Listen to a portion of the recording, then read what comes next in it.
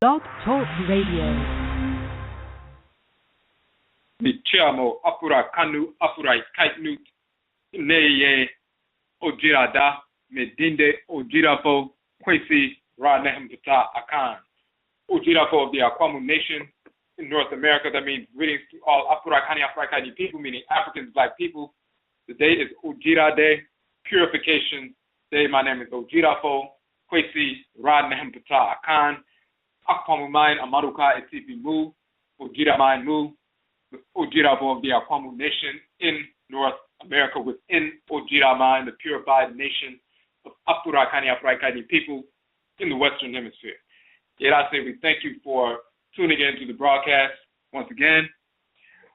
We're going to put some links in the chat room for the individuals who are on the phone line. If you have a question or a comment, hit the number 1 so we can see that your hand is raised. If you are in the chat room and you have a question or a comment, you must log in as a user in order to interact in the chat room. If you do not have a username, you can sign up for one quickly in Blog Talk. And we're going to post a couple of links real quick in the chat room for one publication, the Okra Complex, the Soul of Akanfo is one of our publications. And we're going to put the link also to the ANIDAHO.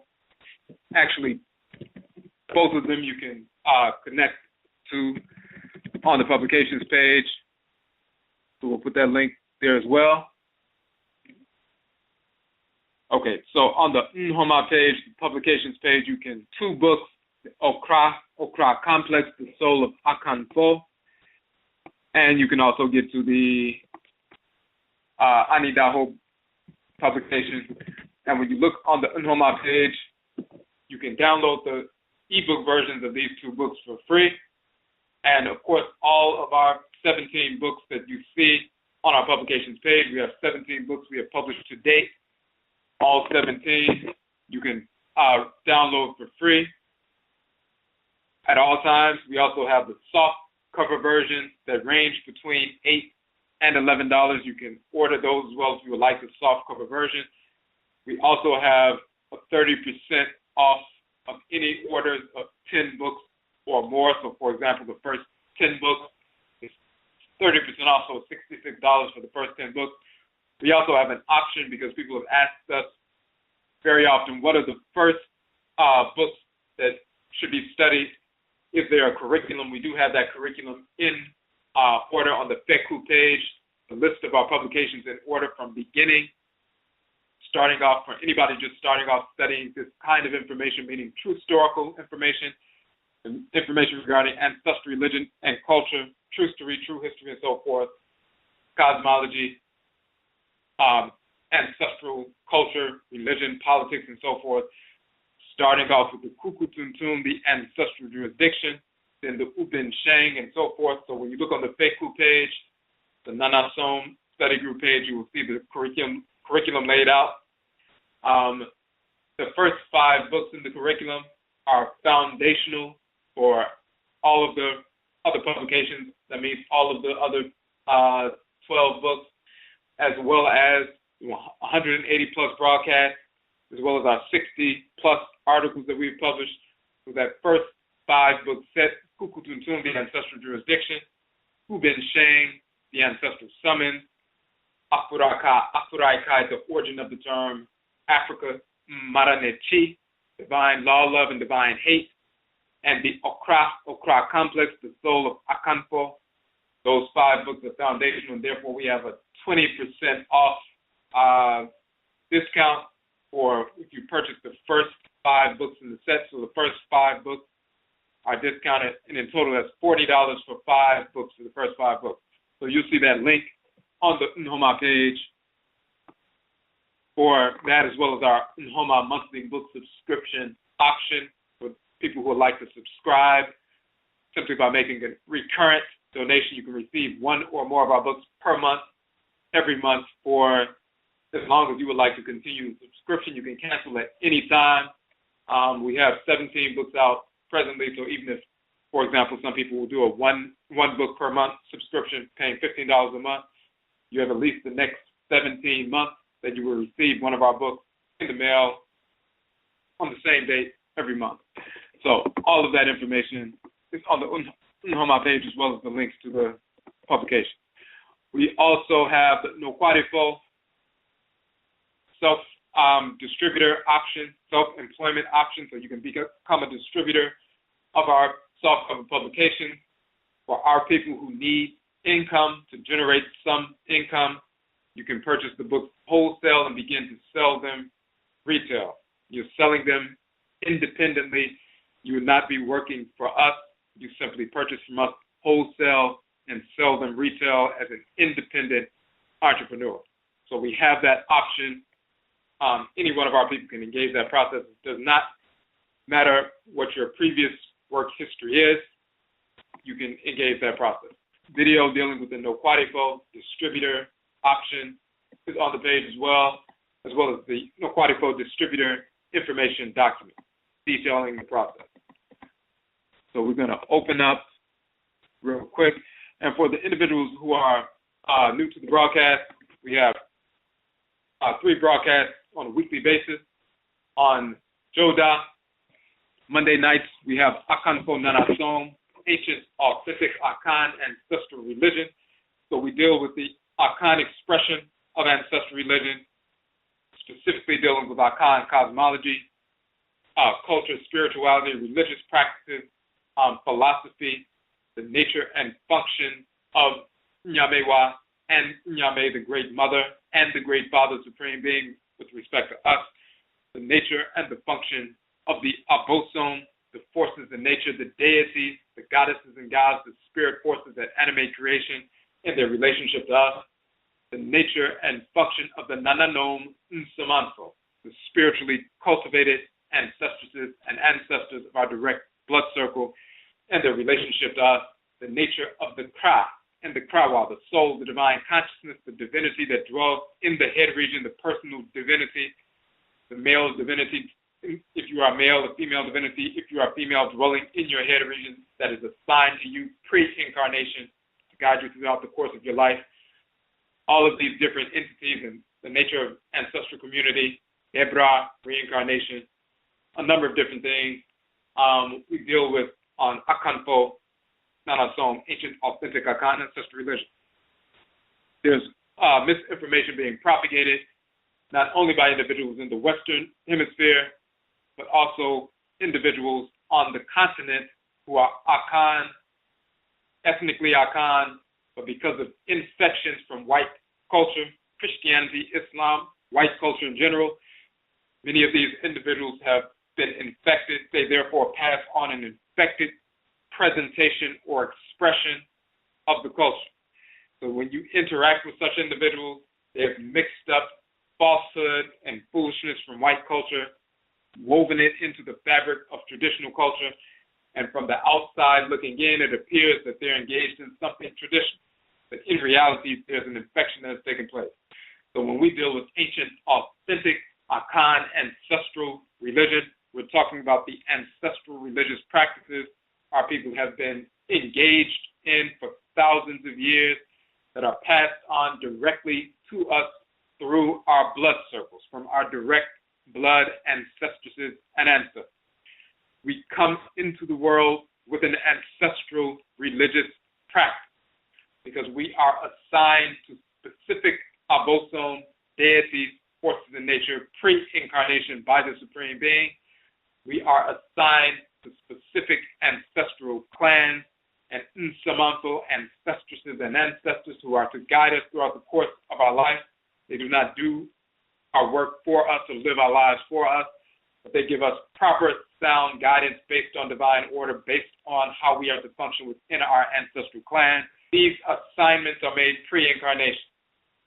When your spirit goes before Nyame, the Great Mother and Great Father, and you are assigned a specific function to executing creation, you are assigned divinities, deities that have the energy complex necessary to dispense to you so you can execute your function. You are assigned specific Nanano Nsamanfo, spiritually cultivated ancestresses and ancestors of your direct blood circle who are to guide you in the use of that divine power you've been given to execute your function in harmony with order based on who you are ancestrally. So when you have those kinds of directions woven into your consciousness pre-incarnation, that means you are born into the world with a culture that is transcarnational transmission of culture, the intergenerational spirit genetic transmission of culture, which is unbroken and cannot be broken even through the horrors of the Musua Ketye, the great perversity, the enslavement era. So when we came to these shores, those who maintained our ancestral religious practices, we waged war against the whites and their offspring under the guidance and the empowerment of the Abosom and Nananum and Samapa and brought the enslavement system to end. So this is what we deal with on our Akanfo, Nanasom, ancient authentic Akan ancestral religion, on ODWIRA, which is tonight. Tuesday night, Benada, Abenada, we have Purification Day. We deal with ancestral religion in general, no matter what form it takes, whether it's Yoruba, Akan, Ebe, Igbo, Basa, Fula, Congo, Bambara, as well as those expressions in the Western Hemisphere, Hoodoo, which is the Akan tradition in North America, Juju, which is the Yoruba tradition in North America, Vodou, which is the Fon and Ebe tradition in North America, Grigri, which is the Bambara tradition in North America, and so forth. No matter what expression ancestral religion takes, our capacity to ritually incorporate divine law and ritually restore divine balance, that is what ancestral religion is in essence. The ritual incorporation of divine law and the ritual restoration of divine balance. Those are the expansive and contractive poles of ancestral religion, where we seek to consistently align our thoughts, intentions, and actions with divine order through ritual, through incorporation of law, and we seek to repel those thoughts, intentions, and actions that are out of harmony with divine order so that we can get back in harmony, we can realign ourselves with order, restore balance to our lives. Through the ritual incorporation of law and the ritual restoration of balance, we achieve that union and reunion, realignment with divine order. That is the essence of ancestral religion, no matter what form it takes, and it impacts every moment of our lives. Every thought, every intention, every action, we seek to align or realign with divine order. We incorporate that which is harmonious, and we repel that which is perverse, that will keep us out of harmony with divine order. This is what we deal with on ODWIRA, Purification Day. On Wednesday nights, on Wukuda, Akuada, we have Ekwa Marketplace. We have a number of individuals come on to the show to talk about their businesses, organizations, and institutions, how they are serving the Afurakani community in a positive capacity, and how through their service they convey their ancestral religious values in that process. Individuals have come on, talked about their journey to ancestral culture, ancestral religion, how they founded their businesses, the nature and structure of their businesses, and we placed their websites on our link, our Okra Economic Development Model page, the links to their interviews that they did with us for 2 hours on the show. You'll find those links on the page as well. And then you'll also see on our Okra Economic Development page, we have published the Okra Economic Development Model, which is an economic development model rooted in our ancestral religious values.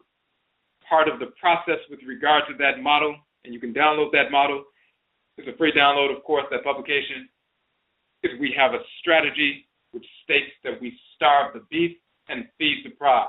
That means we make an assessment on a weekly basis to determine what funds we would have potentially wasted with the whites and their offspring when we starve the beast and feed the pride. We take the funds we would have wasted at CVS, would have wasted at McDonald's, would have wasted at various places of business with the whites and their offspring, and we starve that white beast and feed the pride. We reallocate those funds to the business, organization, or institution of the week. We are targeting one business, organization, or institution per week. Afurakani business only, of course, for 52 weeks. We began that process in February for optimal capital infusion. So that when one person starves the beast and feeds the pride, They take the $10 or $15 they would have spent with a white business and direct it to the business of the week. That's an infusion of $15 into that business. When 1,000 people engage that process, that's an infusion of $15,000 into the business, organization, or institution of the week. If 2,000 people, of course, that's a $30,000 infusion of capital that allows that business to expand rapidly, to serve us at a greater capacity, to hire Black people to work within the business, to serve us and serve themselves as well with regard to having sustainable income and so forth. If we do not engage that process, then by default, we are leaving that $15,000, $30,000 in the hands of the whites and their offspring, our absolute enemy. We are thus financing our own oppression when we are asleep at the wheel. So we engage this process of Egua marketplace on Wednesday nights and Okom economic development model that is the engine behind the Egua marketplace broadcast. So what we want to get into tonight, kind of a follow-up to the broadcast that we did. Second part, in a sense, the broadcast we did last night. Last night's broadcast was dealing with the origin of the name and meaning of the name Kamit, Akwamu, Gyaman, and the origin and meaning of the name Kamit, where we broke down the meaning cosmologically and ritually of the name Kamit. Of course, it means the black land, black country. Kamau means the black people, dealing specifically with their skin color, of course, but also their spiritual temperament based on the deities that govern the black land and the red land, and the people associated with those divinities. And of course, that manifests in their spiritual disposition, their energetic output, as well as their phenotype. So, physiological characteristics. Dark brown people with black undertones, dark brown people with red undertones. We went into detail about all of that. We showed the medutu, of course, of the term kam being the burning piece of charcoal, as well as the crocodile's tail and paw, for the burning piece of charcoal. And we showed that in the Akan language, we also have that burning piece of charcoal called chama, kama, talking about the fire within. That's also not just the name representing that burning piece of charcoal, representing blackness, blackening, burning, and so forth, but also the name of a people, the Jama or Kama people, the Jama or Kama nation, and so forth. So we went into detail about that, showing that just as the Kama people or Kamet people came out of ancient Khanit, Nubia, in ancient times in East Africa, when we migrated west, reestablished the empire of Ghana, Akana, as Akan people, and then later on migrated further south towards the forest belt and reestablished Akana or Akan civilization. Amongst the Akwamu Akan people, there's a small segment that separated, and they later reestablished themselves as the Jama or Kama people, the Kama or Jama people coming out of ancient Kana, Akan, Kana civilization. It's the exact same principle. Nubia, Khanit, gives birth to Kamit. In the western part of the continent, the Akana civilization, the ancient Nubian Kana civilization, gives birth to the Kama or Chama, Gyaman people. So we go into detail about that in that previous broadcast. We released the document that supports the information in that broadcast today. And that document is as well called Akwamu, Gyaman, and the origin and meaning of the name Kamit. So we prove those things conclusively, and we go into a great bit of detail. We have another work coming out, a larger work, and this is just a portion of a larger work. Tonight's broadcast is dealing with Ntoro, the origin and meaning of the name Ntoro, which is often misrepresented and misspoken as Neter, term for divinity, Neter, which is really Ntoro, and Netert, which is really Ntoro in ancient Khanit and Kamit. Many people didn't understand what does that term actually mean. Does it mean God? Does it mean goddess, deity? Does it mean, some people falsely put forth the notion that Ntoro simply means an ancestral spirit, which is foolishness. coming from the whites and their offspring, of course, and some of our people repeating that nonsense, seeking to promote the idea of atheism in a slick kind of way, and also reducing our ancestral religious traditions to the foolishness of white culture. Some people wonder if it had to do with an ancestral spirit. Of course, it does not. Doesn't mean a deity, a god, or a goddess. Yes, it does. So we also have to deal with what the origin of the term God, which we have a publication on that, giving a proper understanding of that, but also the symbolism that represents the term Ntoro, so-called nature. Why is the symbol that's used? This medutu, so-called hieroglyph of this axe. Why is the axe used? And then some saw it as a flag, a standard, and of course, both of those symbols are part of the title. Both of them can be used. The symbol for the axe as well as the symbol for the so-called flag or standard.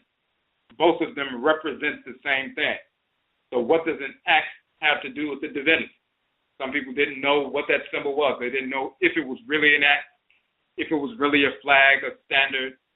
If it was, why is it being used? What does that have to do with the nature of deities and spirituality and so forth and ancestral religion? Some people will just say, well, the axe simply means authority, just like a sword or any other kind of weapon. And anybody who has a powerful weapon like that, a sword, a spear, any weapon that's used for attack, that just simply represents authority. Therefore, since it represents authority, God is and Goddess are the great father and great mother, the highest authority, so therefore it represents authority. In reality, it represents more than just authority. It represents the function of ancestral religious practice every moment of every day. So where does the term come from? What is its nature? And why do these symbols represent this term? When you have a living culture directly descendant of Ancient Khanit and Ancient Kamit, and have a living language which is directly descendant of Ancient Khanit and Kamit, and therefore the exact same terms in the living language are the exact same terms in the medutu and the so-called hieroglyphs, in the language of Ancient Kamit. The exact same deities that we worship today in our Akan culture are the exact same deities we worshipped in Ancient Kamit. The same ones that people read about and look at and take pictures of are the same deities that are possessing our people in Akan tradition, in the Yoruba tradition, in Vodun, in the Igbo tradition, wherever Afro-Akani people are. So when we look at these terms, look at this cosmology, when you understand the cosmology properly because you're part of a living culture, you embrace your ancestral religion that is born of your blood circle, when you engage that process, then you learn directly who and what the Ntoro are. In the Akan culture, and of course, it's not just the Akan culture, but we are Akan, so of course we're talking about it in that, in that capacity. But all over the continent of Africa, you will find this symbolism. However, in the Akan tradition, we do have the term Ntoro, meaning deity.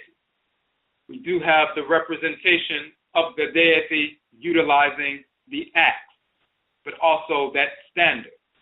So if you want to know what the term Ntoro means, how is it pronounced, how is it vocalized, why is the symbol of the axe used, what does it have to do with divinity?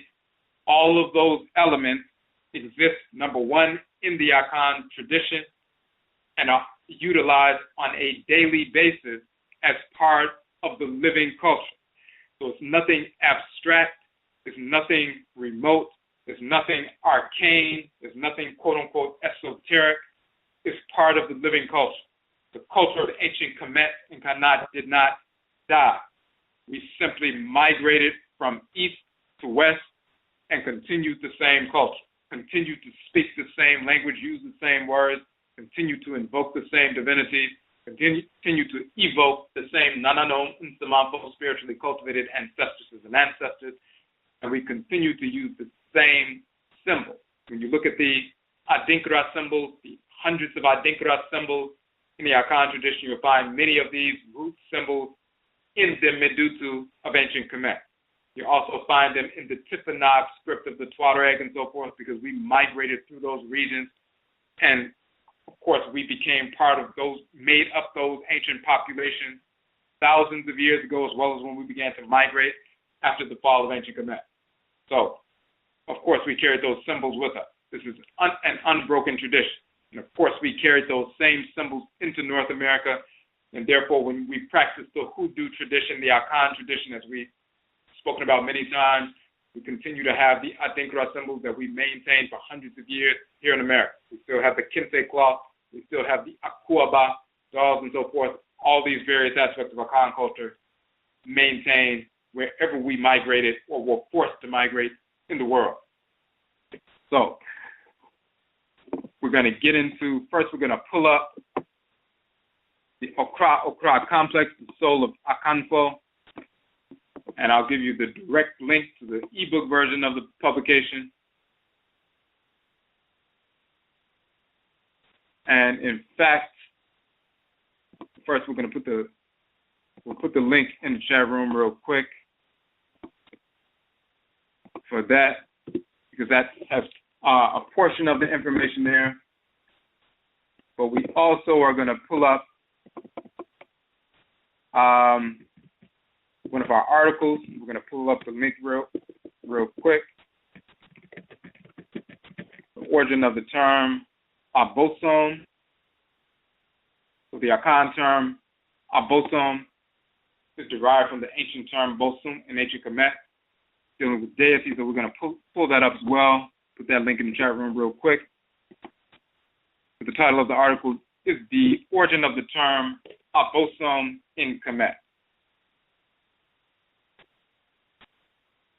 Okay, so we just put that link up, and we're going to go to that link first, and we'll get back, we'll circle back around to the Okra complex. So, first of all, the key, when looking in the culture of Ancient Kamit, looking at the term for divinity, looking at Ntoro, what does the term mean, what does it reference, and how is it found in the living culture? So if you go to this particular document, if you scroll down to page number 5,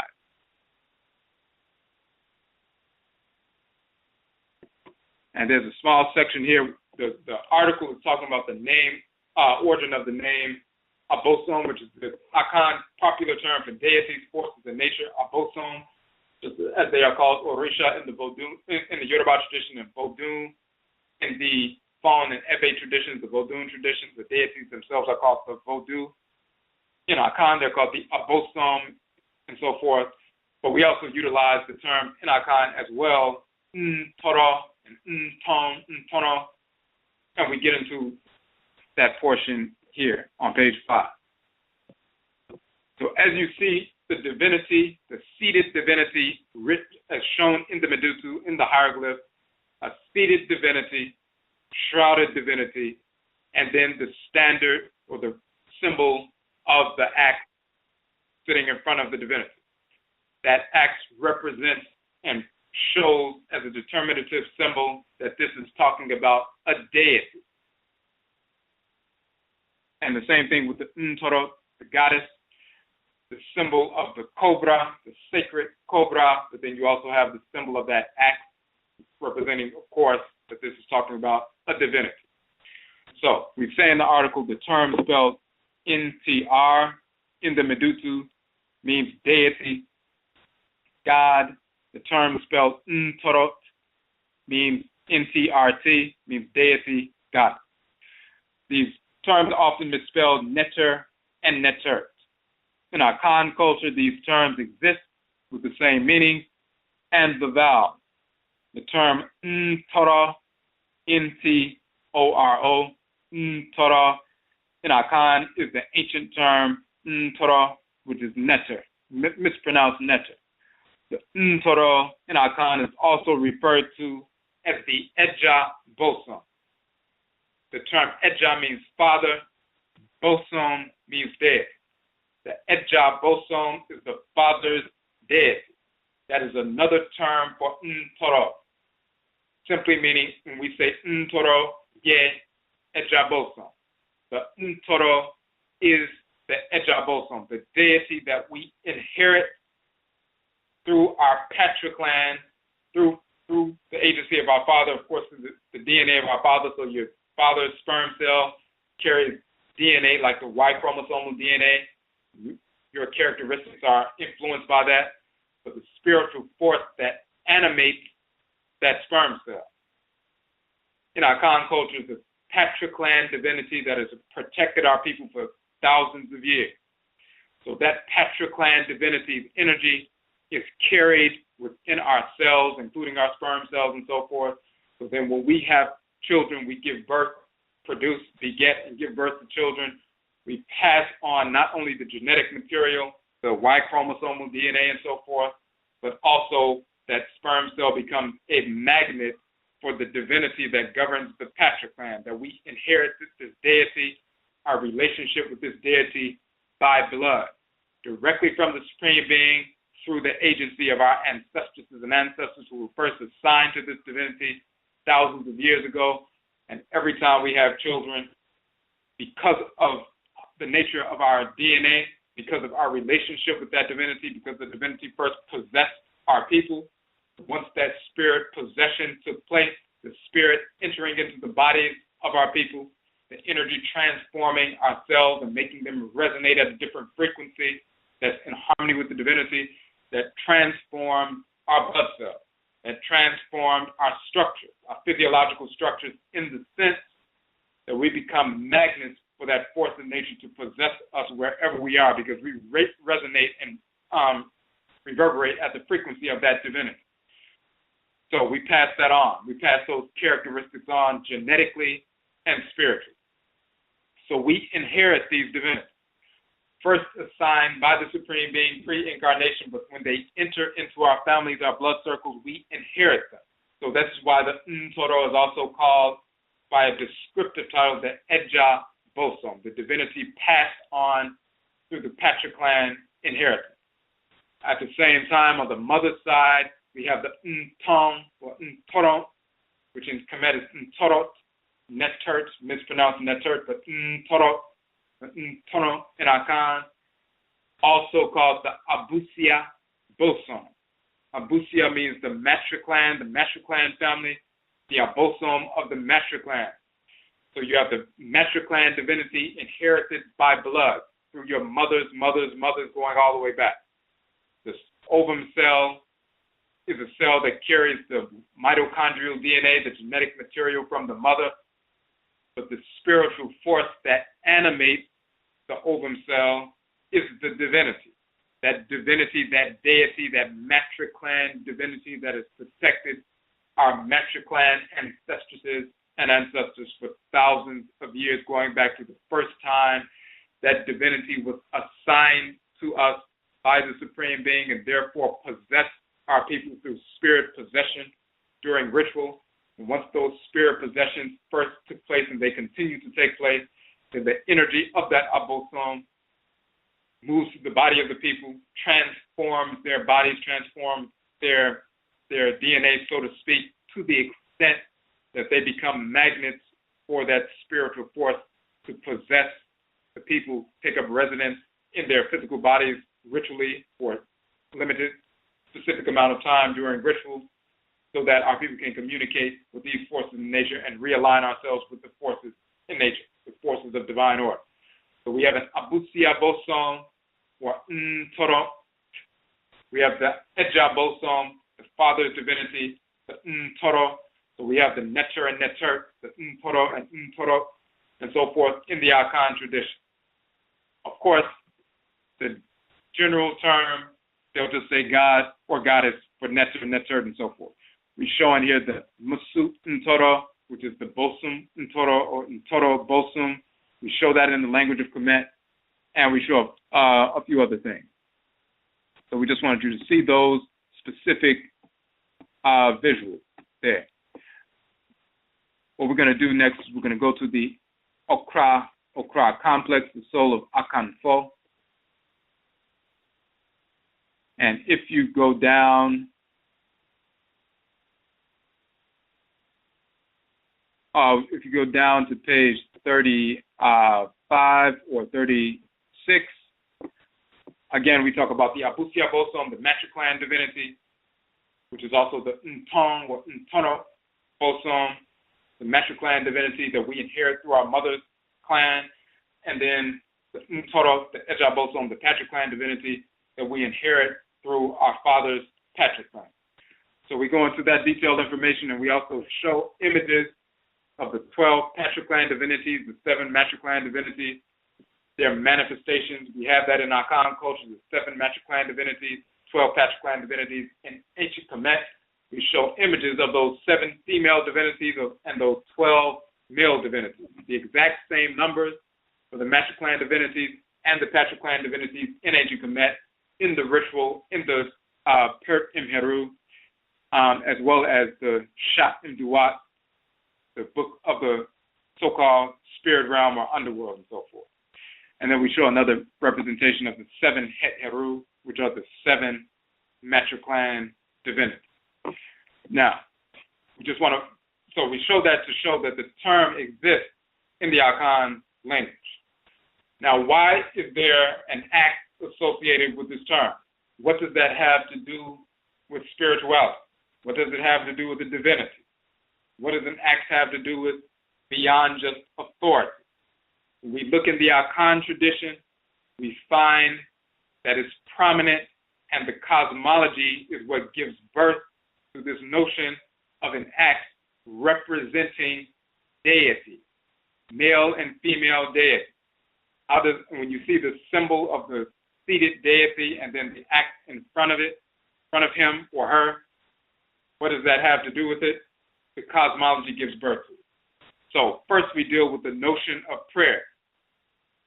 In the Akan language, the term apai is the term for prayer, the major term for prayer. And of course, you have different forms of apai.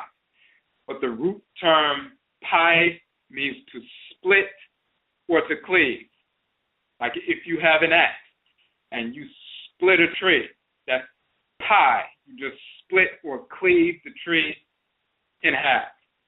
So when we talk about prayer and call it literally apai, that means prayer is something that we engage in. And when we engage in ritual prayer, the sound vibration and the energetic output coming from that prayer is something that splits or cleaves.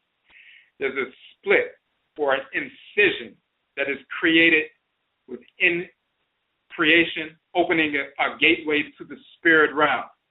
So we're focused on the physical realm, but when we engage in ritual prayer, we move into that ritual space so that we create an incision, we split or cleave apai through prayer, apai, open up a space so that we can enter through that gateway and go to the realm of the Nananom Nsamafo, the spiritually cultivated ancestresses and ancestors, and the Abosom, the deities, the forces in nature.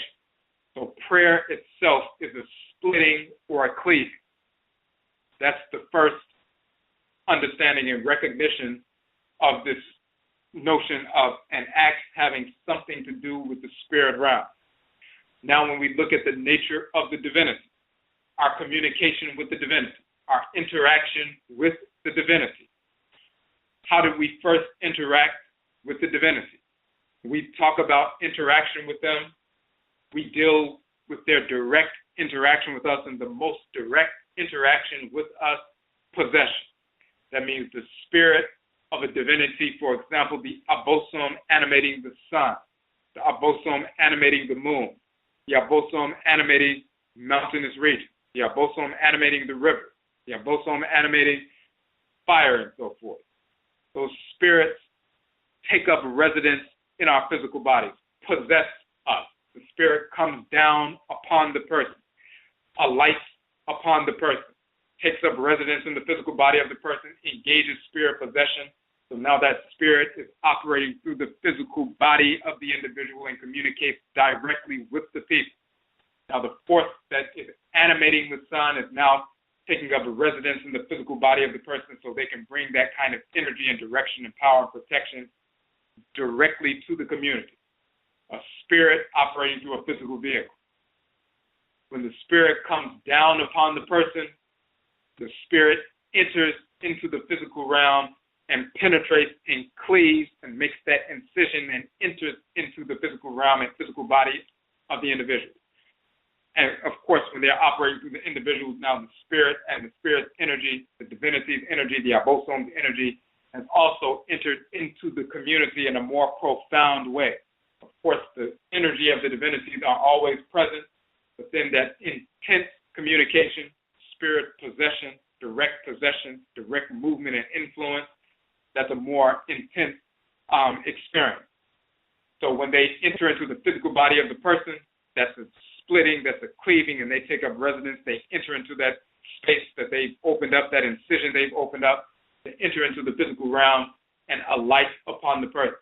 Once they alight upon the person, descend and come down upon the person, after we have conjured them, so to speak, as we do in hoodoo and so forth, meaning root work, but also conjure. We call the spirits down. They take up residence in the person or persons, but also when they're possessing the person and the person operates within the community, now they have brought the energy of the Abosom into the community. They've created an incision through ritual prayer, apa, to split or to cleave, open up the physical realm, so there's a gateway for the spirits in the ancestral realm, the realm of the divinities, to come through. When you look at the term Ntoro, the root ta means to come down, to alight upon. For example, when the sun sets, it's Oria ta, the sun, Oria, has come down from the sky, come down and penetrates earth. When the sun is setting, it is akin to a seed being planted in the ground. When you look at Ancient Kamit, you see Ra sailing through the bark of the Aten of the sun from east to west, sailing across the sky, and then the sun sets in the solar boat in the west, and then the sun goes into the quote-unquote underworld for the 12 hours of the night and is moving through the quote-unquote underworld until it's time for the sun to rise once again, and then Ra gets in the boat of the Aten, the sun, and it flies up over the sky. So when the sun is setting, when the moon is setting, or when stars are setting, they are coming down. They are going down below the horizon. That means the energy of these celestial bodies is penetrating Earth. They've come into the atmosphere.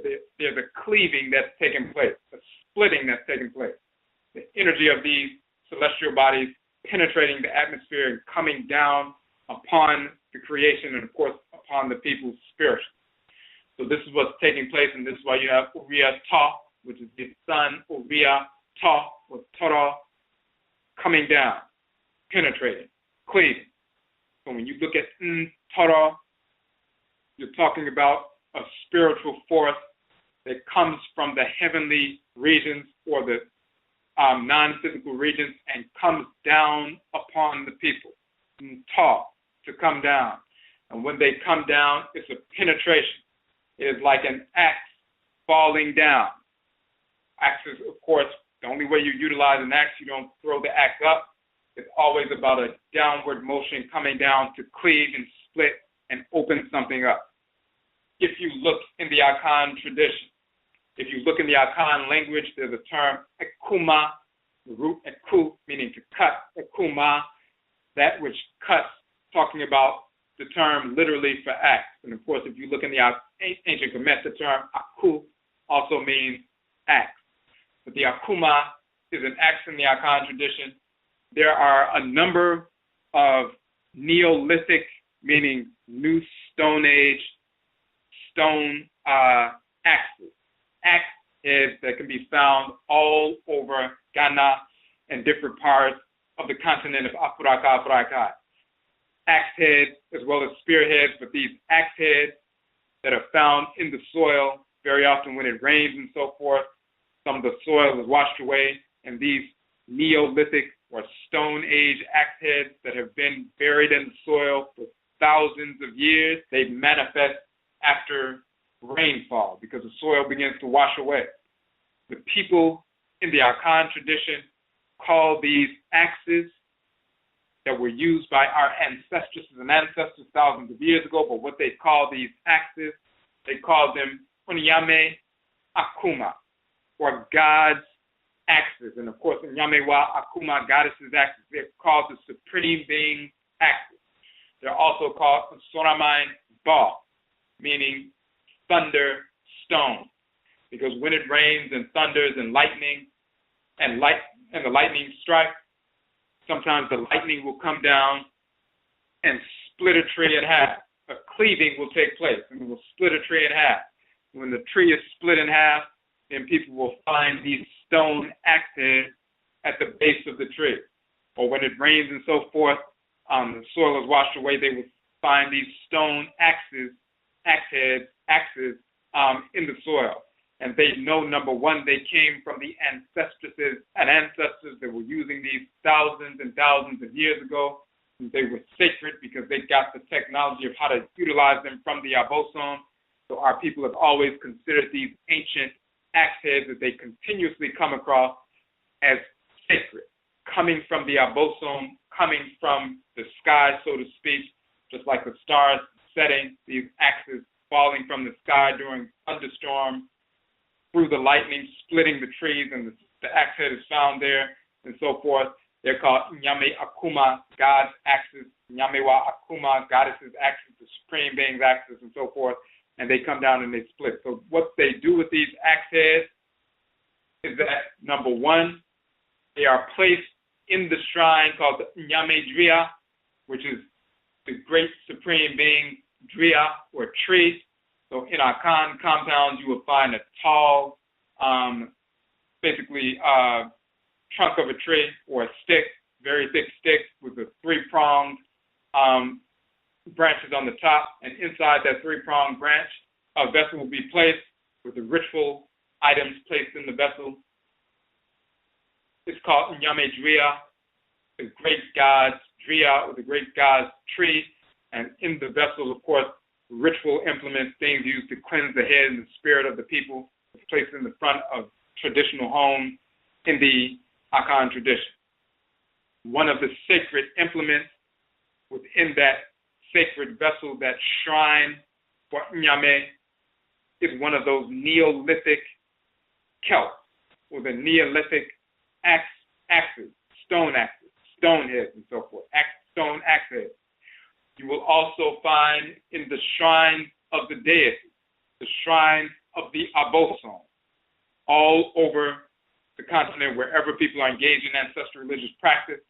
When you see people with shrines, inside of their shrines, one of the implements, one of the many implements that you will find inside the shrine is one of those axe heads, one of those ancient stone axes, ancestral stone axes, but they're also Nyame Akuma, the axes that fell from the sky, and so forth, that came down and alighted upon the earth.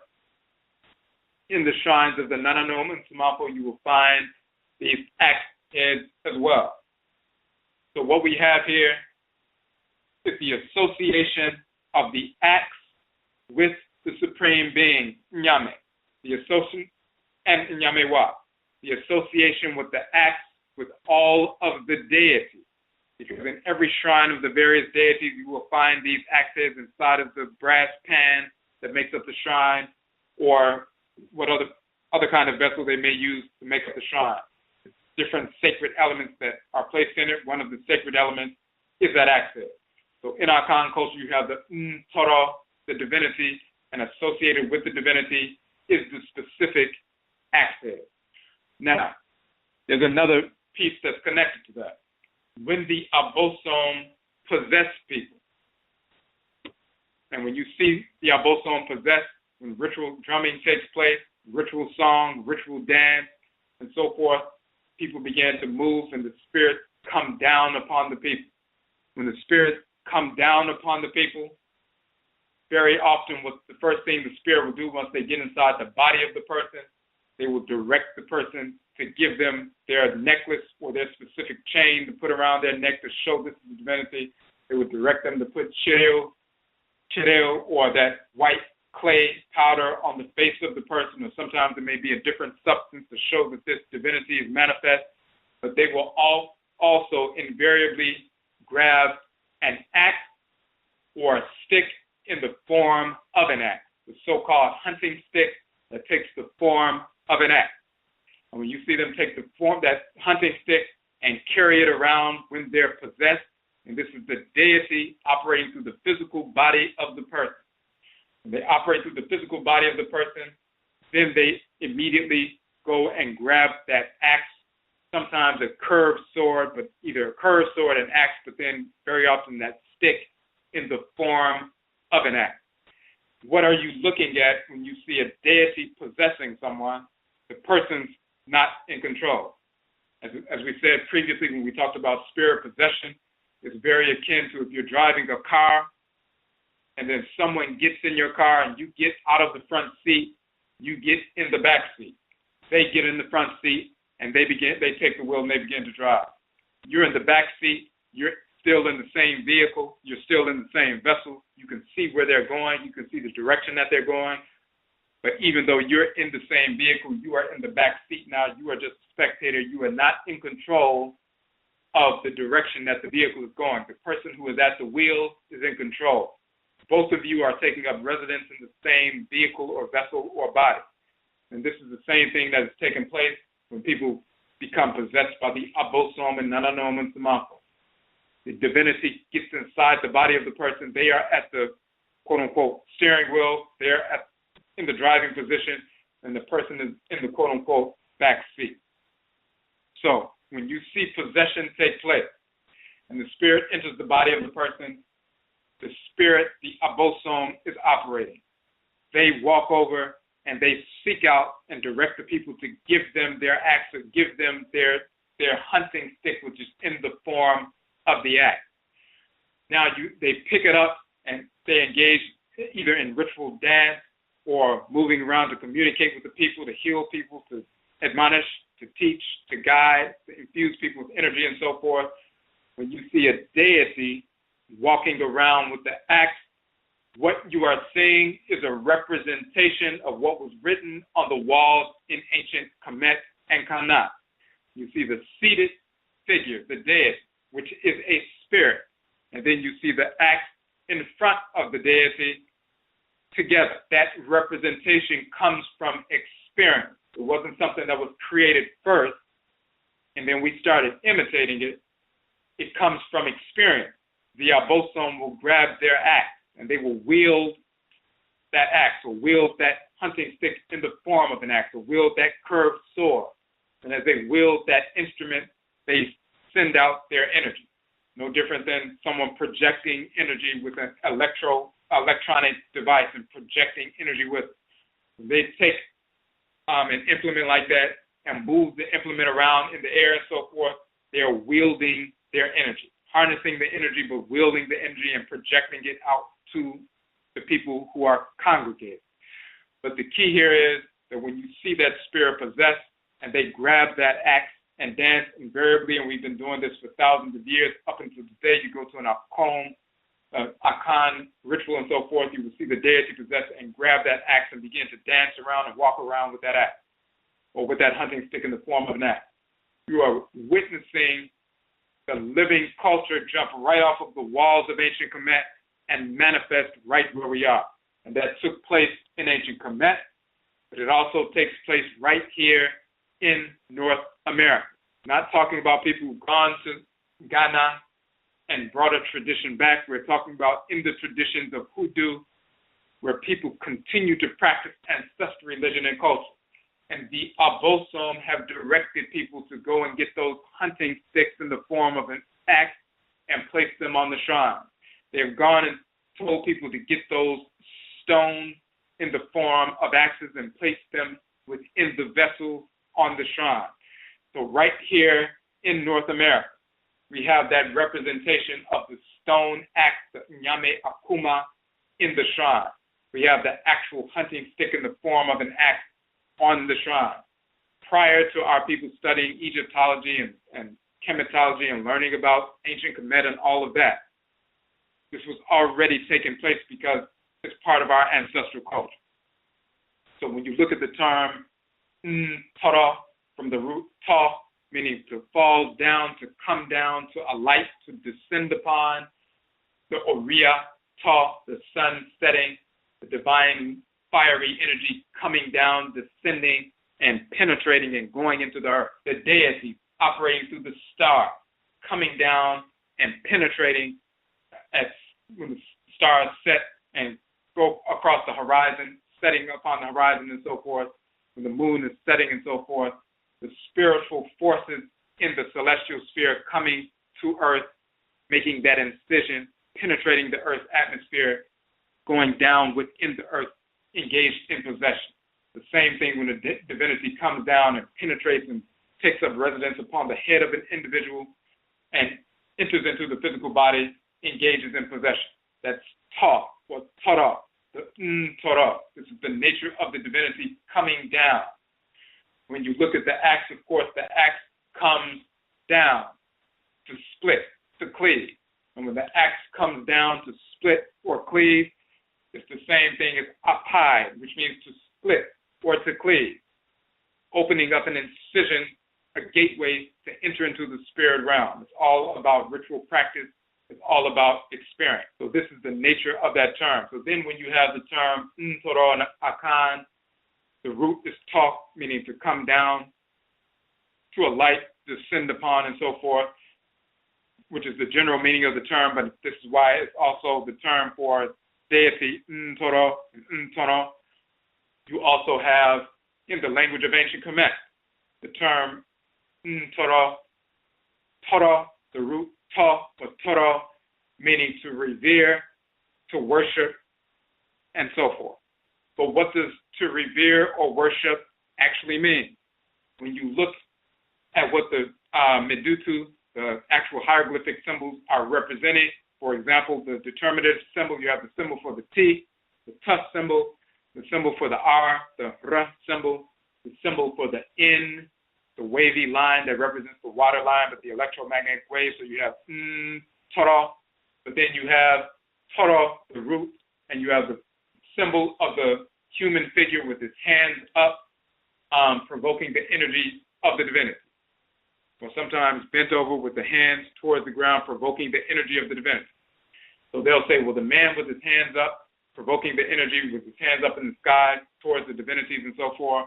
They'll just translate that Toro, the root of Ntoro, or so-called neter, ter or terra, meaning to worship, to revere, and so forth. And every time they see the man with the two hands up, they say, well, that's just reverence. That's just adoration. But what is worship? What is reverence in our actual culture?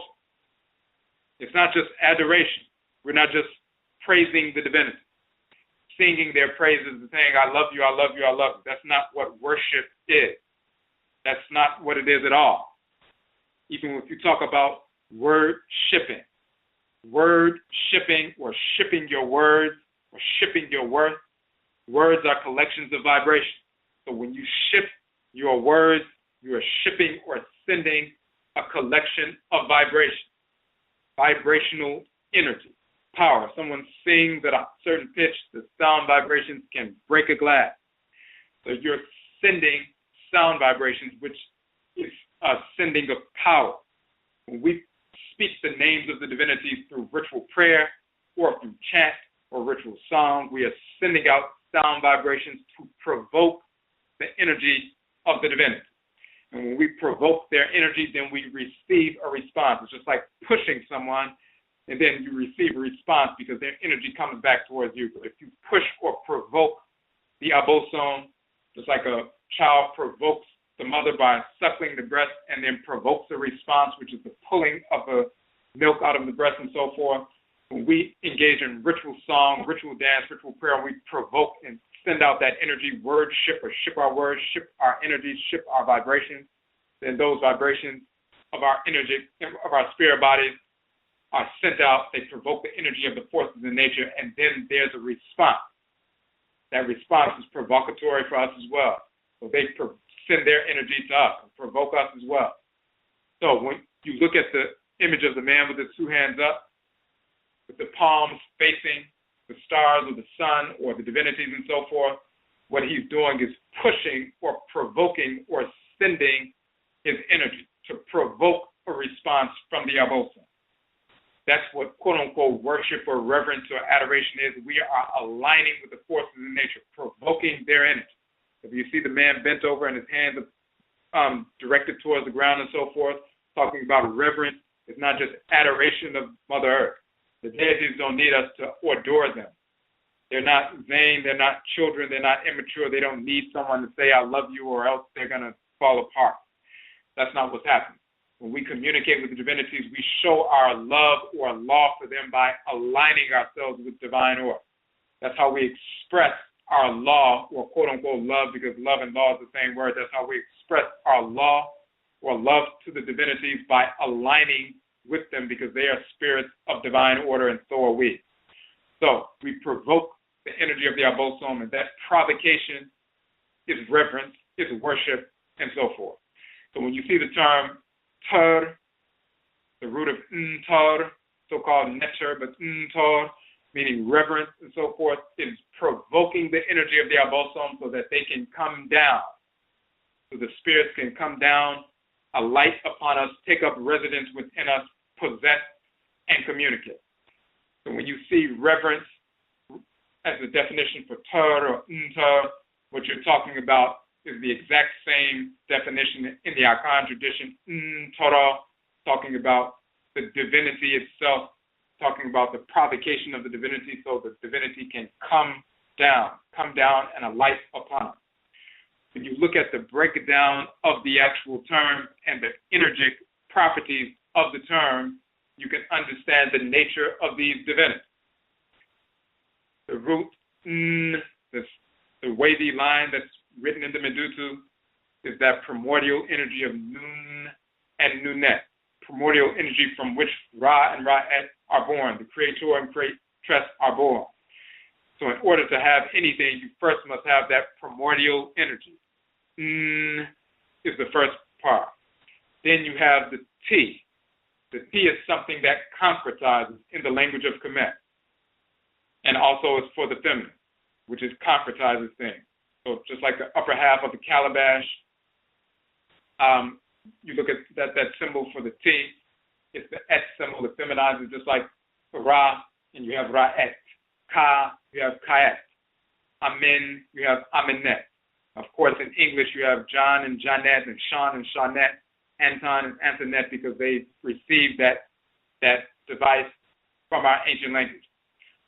The T concretizes because when you say T and you close off the air, so you say Ra'et, close off the air, the tongue touches the roof of the mouth, and when the life force energy within the air comes up through the trachea and takes up residence in the mouth, it takes the form of that medutu. The roof of the mouth is a curved structure, the flat tongue on the bottom touching the front of the teeth and saying T. Then you have the flat tongue on the bottom, you have the roof of the mouth, and the air with inside that structure is that upper half of the calabash. That's the concretizing T symbol. When you have expansion, it must be checked by contraction. When you have something expanding and growing, when it's checked by contraction, then you have an actual entity. When you have a sperm cell entering and expanding and moving through the feminine reproductive system, at some point it penetrates the egg, and the egg contracts around the sperm cell to make this an entity, and the baby begins to grow and develop. So when you look at the T sound, it's concretizing.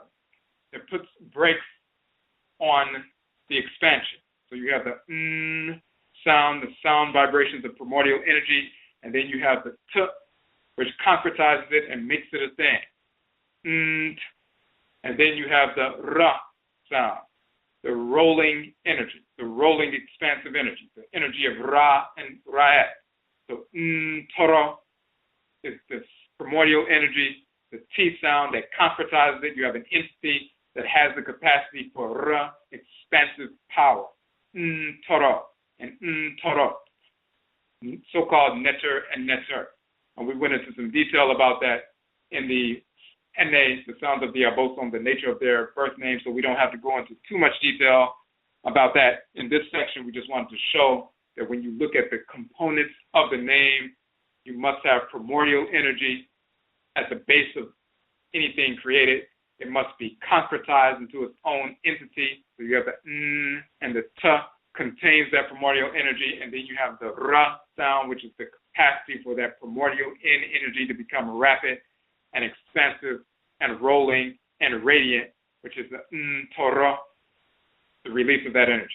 So when you look in our book, in Yonkompon and in Yonkontong, Ra and Ra'et, we go into some more detail about that as well.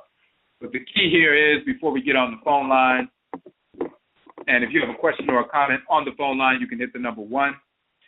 But the key here is that number 1, the term spelled NTR as well as NTRT, the proper vocalization as spoken in the Akan language, Ntoro and Ntoro, male divinity, female divinity. In the Akan language, Ntoro and Ntong and Ntorong means the patriclan divinity, the male divinity inherited through our blood circle, because the deities possess us. So they're not just out abstract, they're connected to us by blood. We are direct descendants of the forces in nature, just like your cell in your liver is a direct descendant of the liver, and also a direct, quote-unquote, descendant of you as a whole being. We are related to the deity. They're not out there and we're unrelated and we're begging them for some acceptance. They are our parents, literally, as Akwamu people. So we inherit their energy through our blood circle. So Ntoro in Ancient Kamit, meaning a male divinity. Ntoro in Akan literally means Abosom, father's deity, inherited through the blood circle. Ntoro in Ancient Kamit, talking about a female divinity, a goddess of force in nature. Tong, as well as Ntoro in Akan, is the Abosom, the divinity inherited through the matriclan, female divinity, female matriclan divinity. We use the exact same terms that we use in Ancient Kamit to deal with the male divinity and female divinity. We use those exact same terms today. Every single day in our Akan culture is part of everyday language, because we know who the deities that govern our patriclans and matriclans are. Then when we look at the symbolism for the divinity, it's also manifest in our Akan culture. The symbolism of the axe. The axe itself is associated with the splitting or cleaving. This is why in our Akan culture, the term for prayer, ritual prayer, is pi, meaning to split or to cleave. And when you engage in that process of splitting and cleaving, you make an incision to the spirit realm so you can enter and engage with the spirits of the ancestresses and ancestors and the Abosom. So that's the direct connection ritually to that term, as well as the symbolism. The axes that are the thunder stones, those so-called thunderstones that fall from the sky when the lightning strikes and when the lightning splits the tree, and then you see the axes at the base of the tree, and when the water begins to fall and so forth, and the soil is washed away, and these axes emerge, these Nyame Akuma, great supreme beings, axes, and we utilize these axes that came from the supreme being and were utilized by our ancestors and ancestors. We place them in the shrines of all of the deities. So the axe is in the shrine and is associated with deity. When you see the axe, it represents the deity in the shrine. But then even more so from that, when you look at the term Ntoro and the root Ta meaning to fall, Toro meaning to come down, a light, Toro meaning to revere or worship, meaning the provocation of the spirit to come down to a light to possess. And the spirit comes down, just like the sun setting and penetrating the earth, the spirit comes down and penetrates the body of the person and penetrates the community as well through a communal possession. Then they come down and take residence and they communicate with our people, and they grab an axe or they grab the hunting stick in the form of an axe, and now you have the deity with the axe. And every time you engage in ritual prayer, you're dropping an axe, you are cleaving, you are cutting, you are splitting. Every time you engage in ritual practice, that is what you are doing. So then we also have, finally, the standard of the flag. And people will say, well, either that symbol was an axe or it's a flag, or it's one or the other. And if they land on the fact that it's an axe. They don't know what the axe means. They don't know they don't recognize the reality of why the axe has to do with falling, coming down, splitting, possession, communication, opening up the gateway to the spirit realm, and so forth. The fact that the deities, when they penetrate and come into the physical body of the person, they are functioning as axes that are falling down and penetrating and cleaving. They are engaged in the same function that an axe engages in, that an axe is utilized for. When the axe splits, the spirit force splits and penetrates. That's what's happening. So they didn't understand it. So they think it's either an axe or it must be a flag, because it does look like a flag, and you see some of the standards with the flag, and it looks exactly the same. And of course, it's the same principle as well. It's actually both. We already proved what the axe is. Ritual prayer in itself is an axe. When you sing to such a high pitch that your sound vibrations can break a glass, you just penetrate it or cut through the glass. When those sound vibrations hit the eardrums of the people, it penetrates the person, penetrates their being. It cuts through, it slices, it cleaves them, opens them up, and opens them up to some ritual experience as well. So sound vibrations do that, even ritual dance and everything else. So we're engaged in that process of picking up an axe every time we chant, sing, pray, and so forth. But then you look at the flag on the standing. It's not just any kind of flag. It's not just a flag in general. If you just put a flag post and a flag up, what would happen is the fabric of the flag would fall down. It's just hanging. However, when you look at this particular symbol, it's not a flag with the fabric hanging down. The fabric is sticking straight out. The only way the flag fabric can stick straight out is when the wind is blown. Of course, that's a direct reference to the exact same thing we've been talking about. If you see a flag and it's just hanging, you say, well, okay, the flag is just hanging. If you look out the window and all of a sudden the flag fabric is up in the air moving, then you say there's an invisible force that is present and operant, making the fabric move and stick straight out. Of course, that is the wind. In the same fashion, when the axe comes or when the deities come, when the spiritual force, the unseen force is present, a possession has taken place. A cleaving has taken place. When the flag raises up and starts to move and flap and so forth, the invisible, unseen force, the spirit force, is operating and making that flag move. And as that flag is sticking straight out in the air, it is splitting the air. It is cleaving the air. When it's hanging down, it's just hanging down. But when it goes up, it's splitting or cleaving the air. And it's indicating to us that the spirit is present. The deity is present. The unseen force is roused up and is moving and it's operating. When we see the flag, that means we see the divinity is present. When you see that symbol for the flag and on its standard, then it's with the fabric of the flag sticking straight out, it's a representation that the deity has come down, the deity has possessed, the deity is present. It's representative of the deity. At the same time, just like with the axe, when you see the axe, that means the deity is present because the deity functions as an axe. They fall down or come down, Ntoro. They come down, cleave into the body of the person whose spirit they cleaved or split open, come down, take up residence, possess, and communicate with the people. And even when they possess, the first cleaving is a spiritual cleaving and getting inside the physical body as well as the community. But then the second piece is when they grab that axe literally and walk around with that axe, or dance with that axe, wield that axe within the air and wield their energy within the space. And people can pick up on that energy. So these are things that we can see when we actually engage the culture. The exact same term is used with the exact same meaning, with the exact same symbols, inclusive of the axe is the Nyame Akuma in all of the shrines of the dead. So in the shrines, axe heads show up. representing the dead. And in the bodies of the people that become shrines for the Abosom, the axe heads of the deities show up. They come down, they fall, they cleave, and get inside the physical body of the person. Just like in the shrines, you have the actual axe heads, those ancient Neolithic stone axe heads inside the shrine, representing the divinities as well. So all of that is included within our culture. It is a living culture. The same languages spoken, the same ritual practices are engaged in.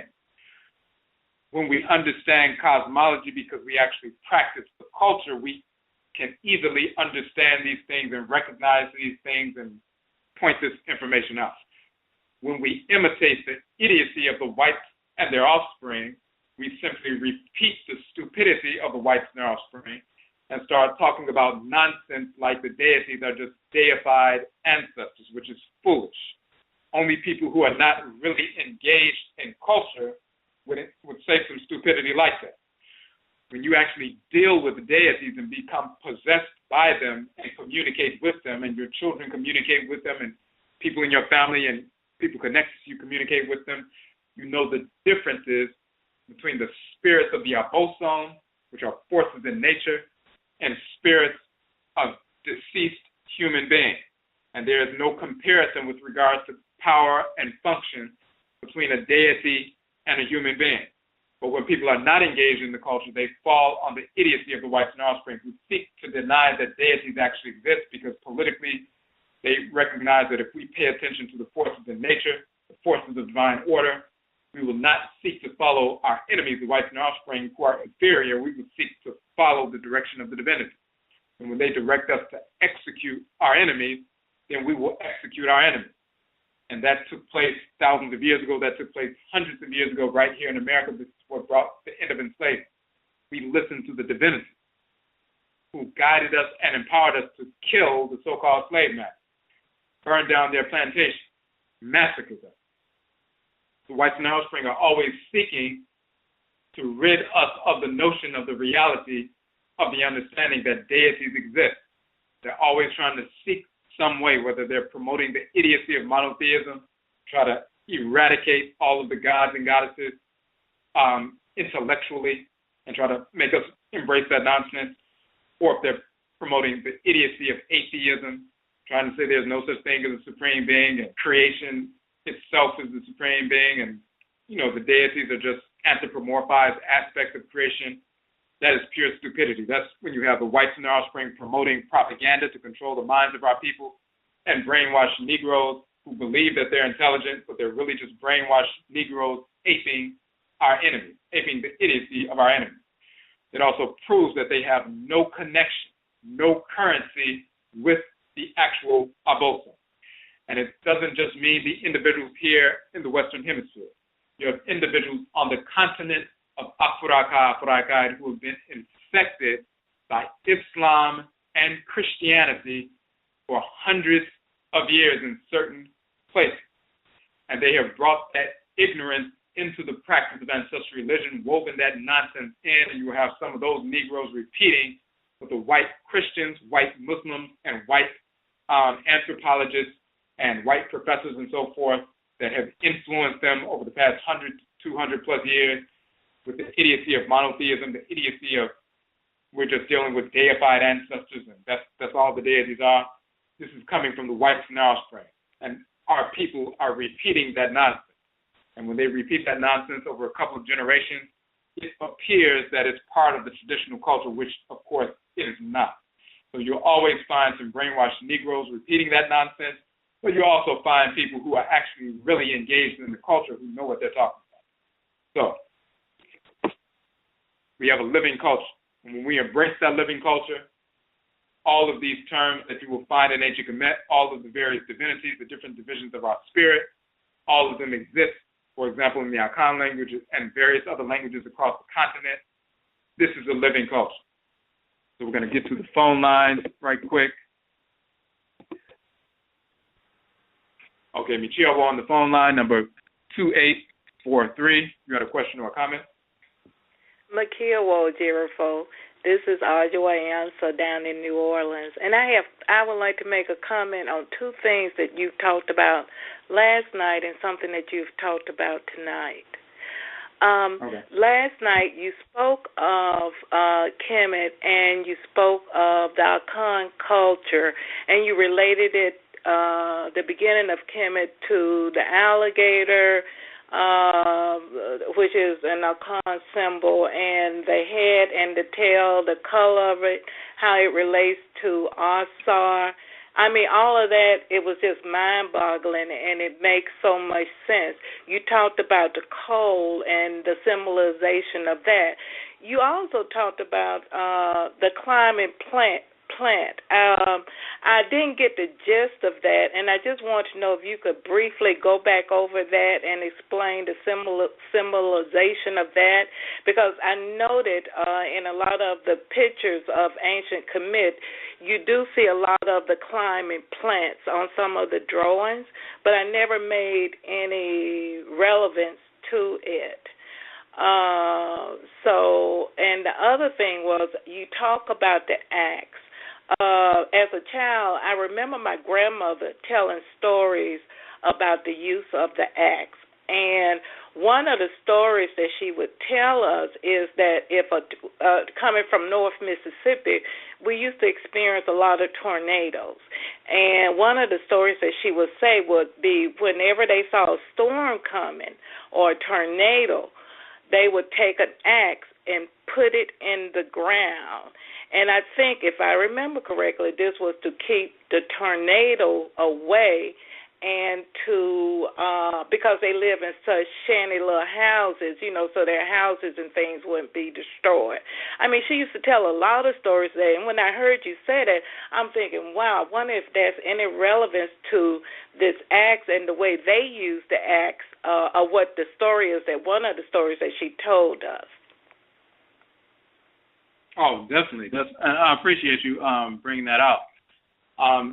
It's similar, for example, when you have, whether it's a Yoruba people, storms come, and if the storm is coming towards the home, the first thing they're going to do is invoke the Orisha, Oya, as well as others, but Oya governing tempests and storms and hurricanes and so forth, so that the storm, she will cause the storm to jump over their house and move in another direction.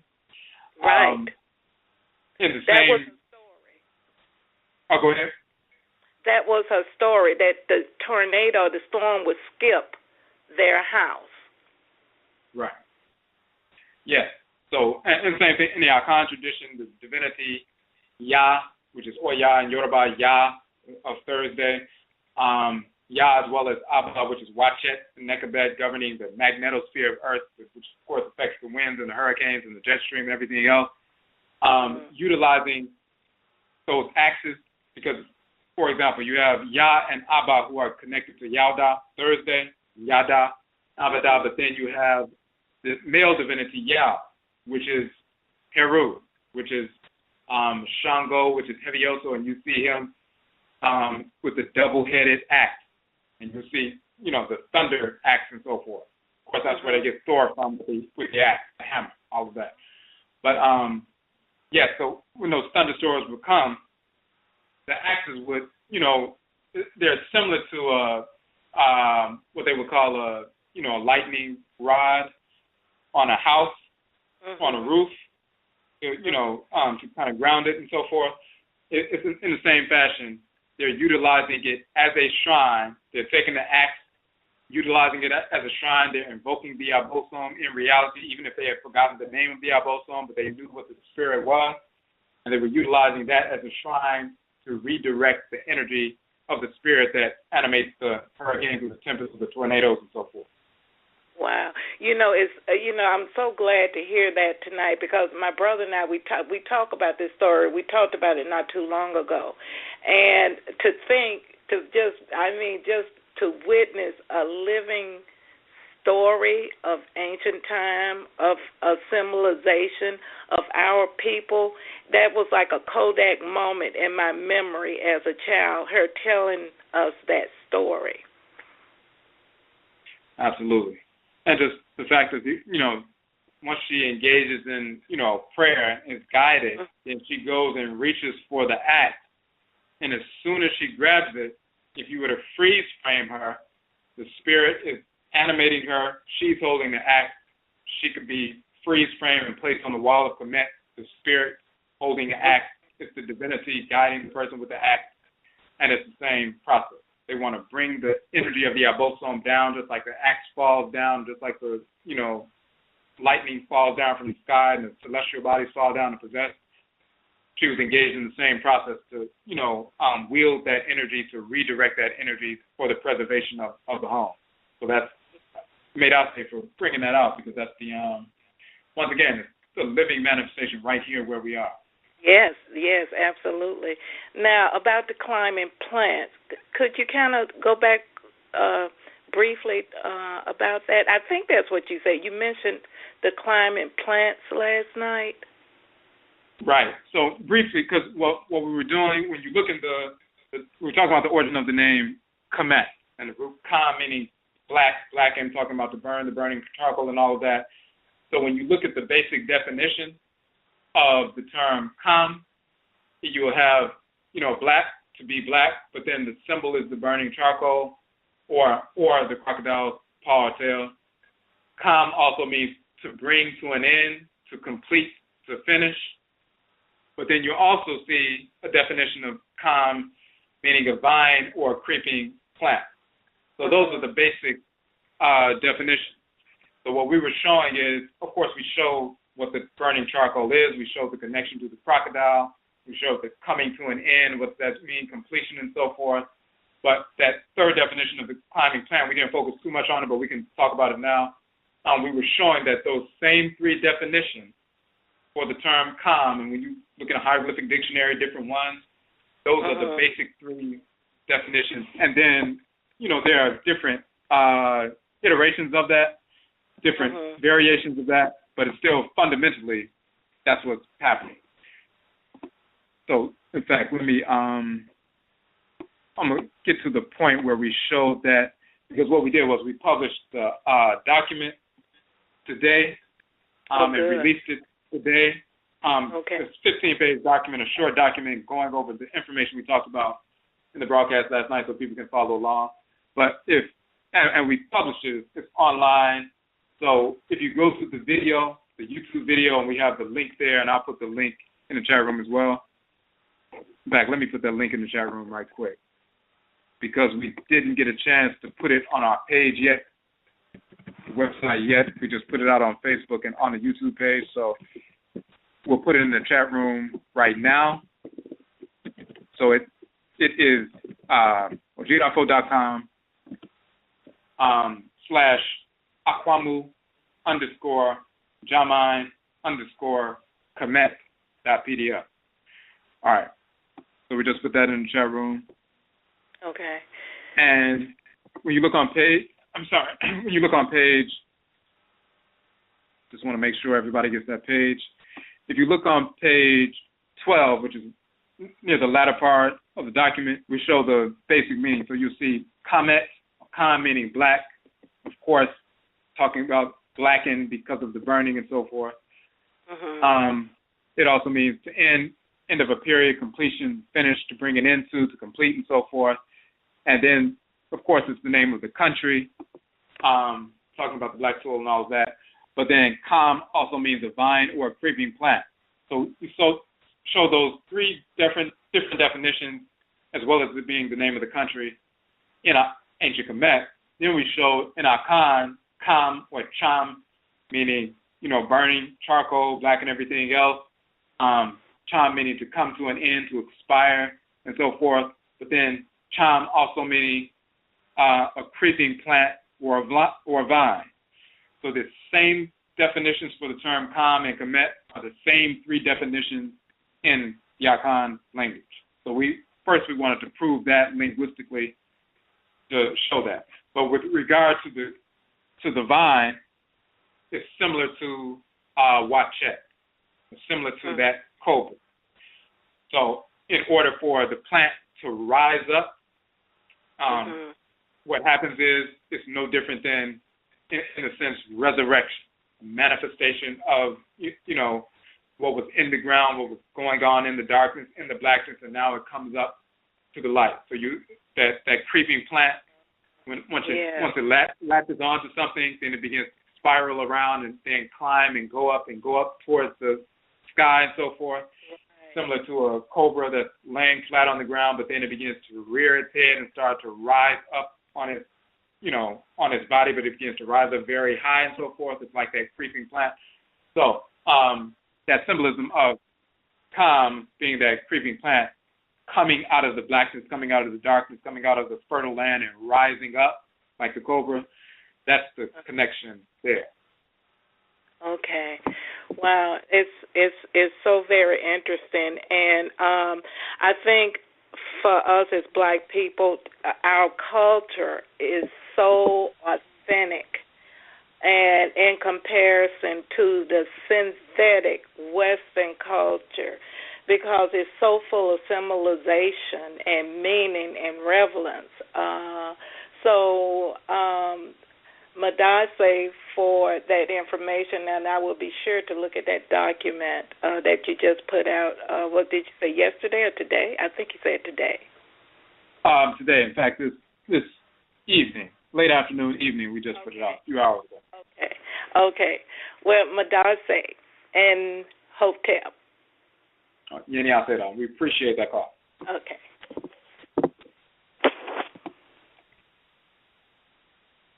Okay, so I want to make sure we have checking the chat room real quick. Make sure we did not miss anything.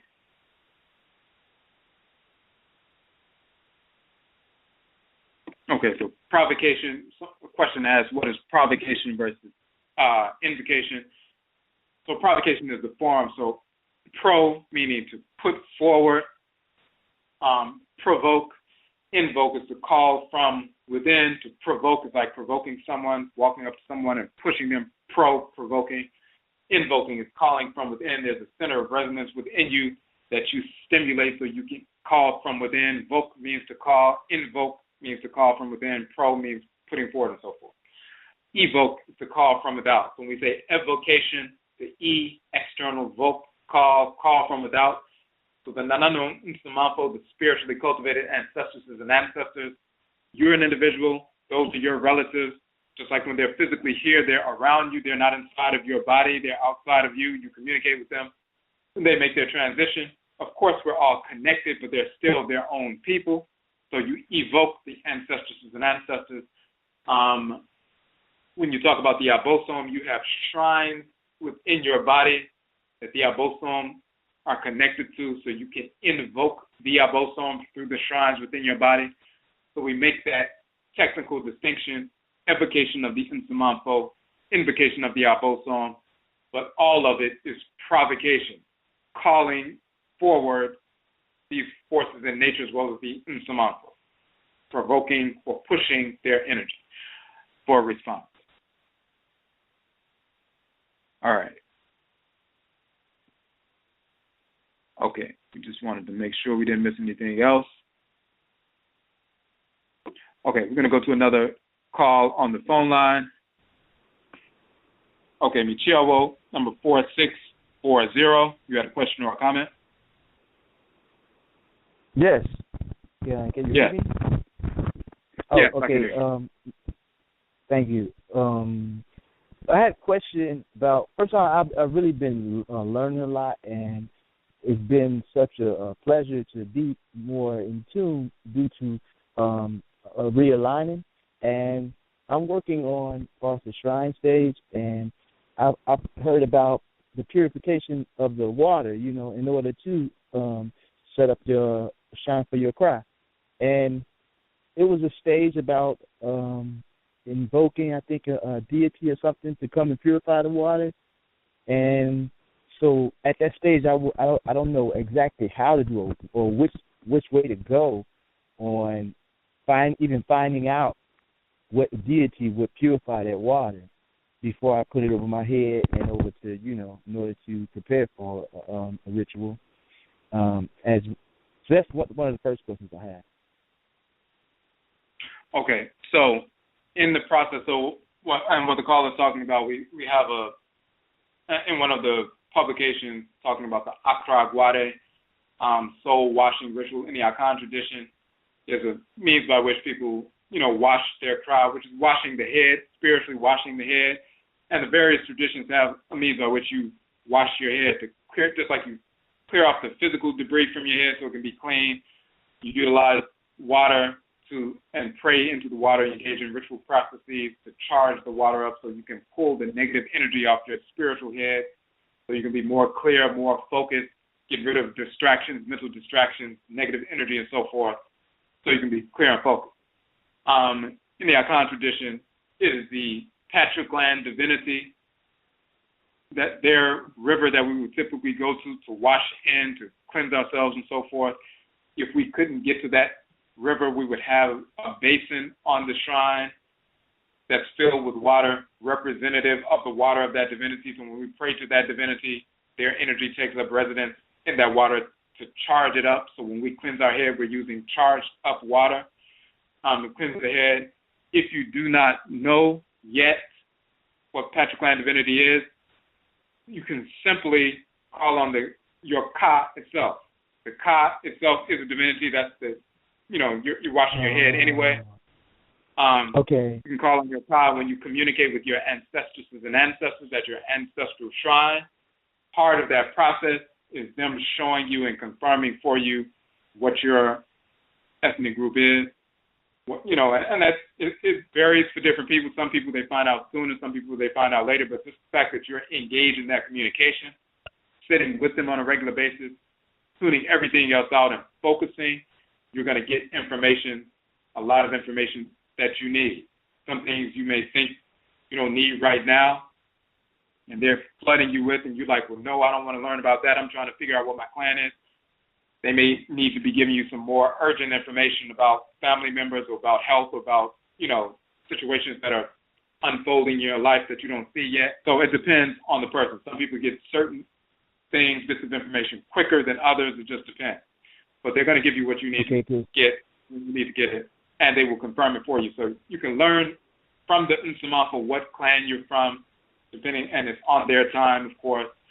But until you find that out, just your Ka itself. We had that sample Apai, that sample prayer in the language of Ancient Kamit with Akan vocalizations, that particular document on the website, using a prayer in the language of Kemet, a basic prayer to the Great Mother and Great Father, the Deities, the ancestral spirits. And at the end of that long prayer is a little short prayer to the Ka and the Kayak. Yes. Yes. I actually downloaded it, and that's why I'm really happy about it all too. And that's what you're really helping me right now, because I was wondering, could I even go forward with the actual ritual if I didn't know how to purify the water yet? If I could still go forward with it,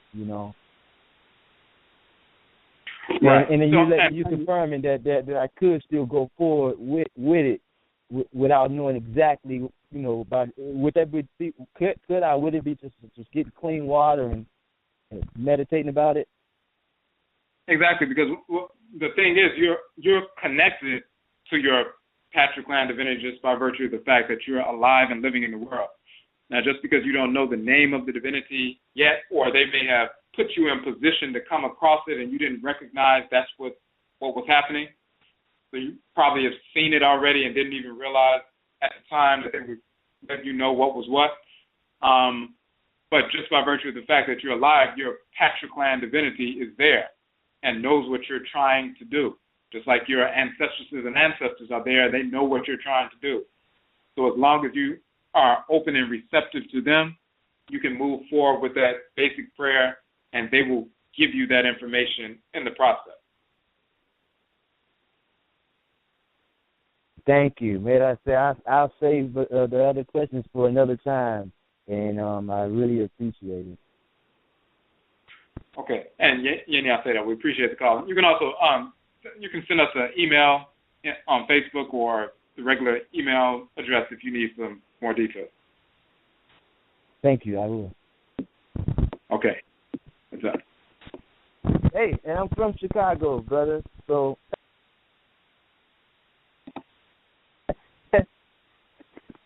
yeah, I'm from Chicago, and I'm from Chicago too. And I really been enjoying the talk because I have been listening to the videos and listening to the YouTube links now for about three months. And over the years I've studied a lot of religions and found out how full of nonsense they were, and I learned a lot through it all.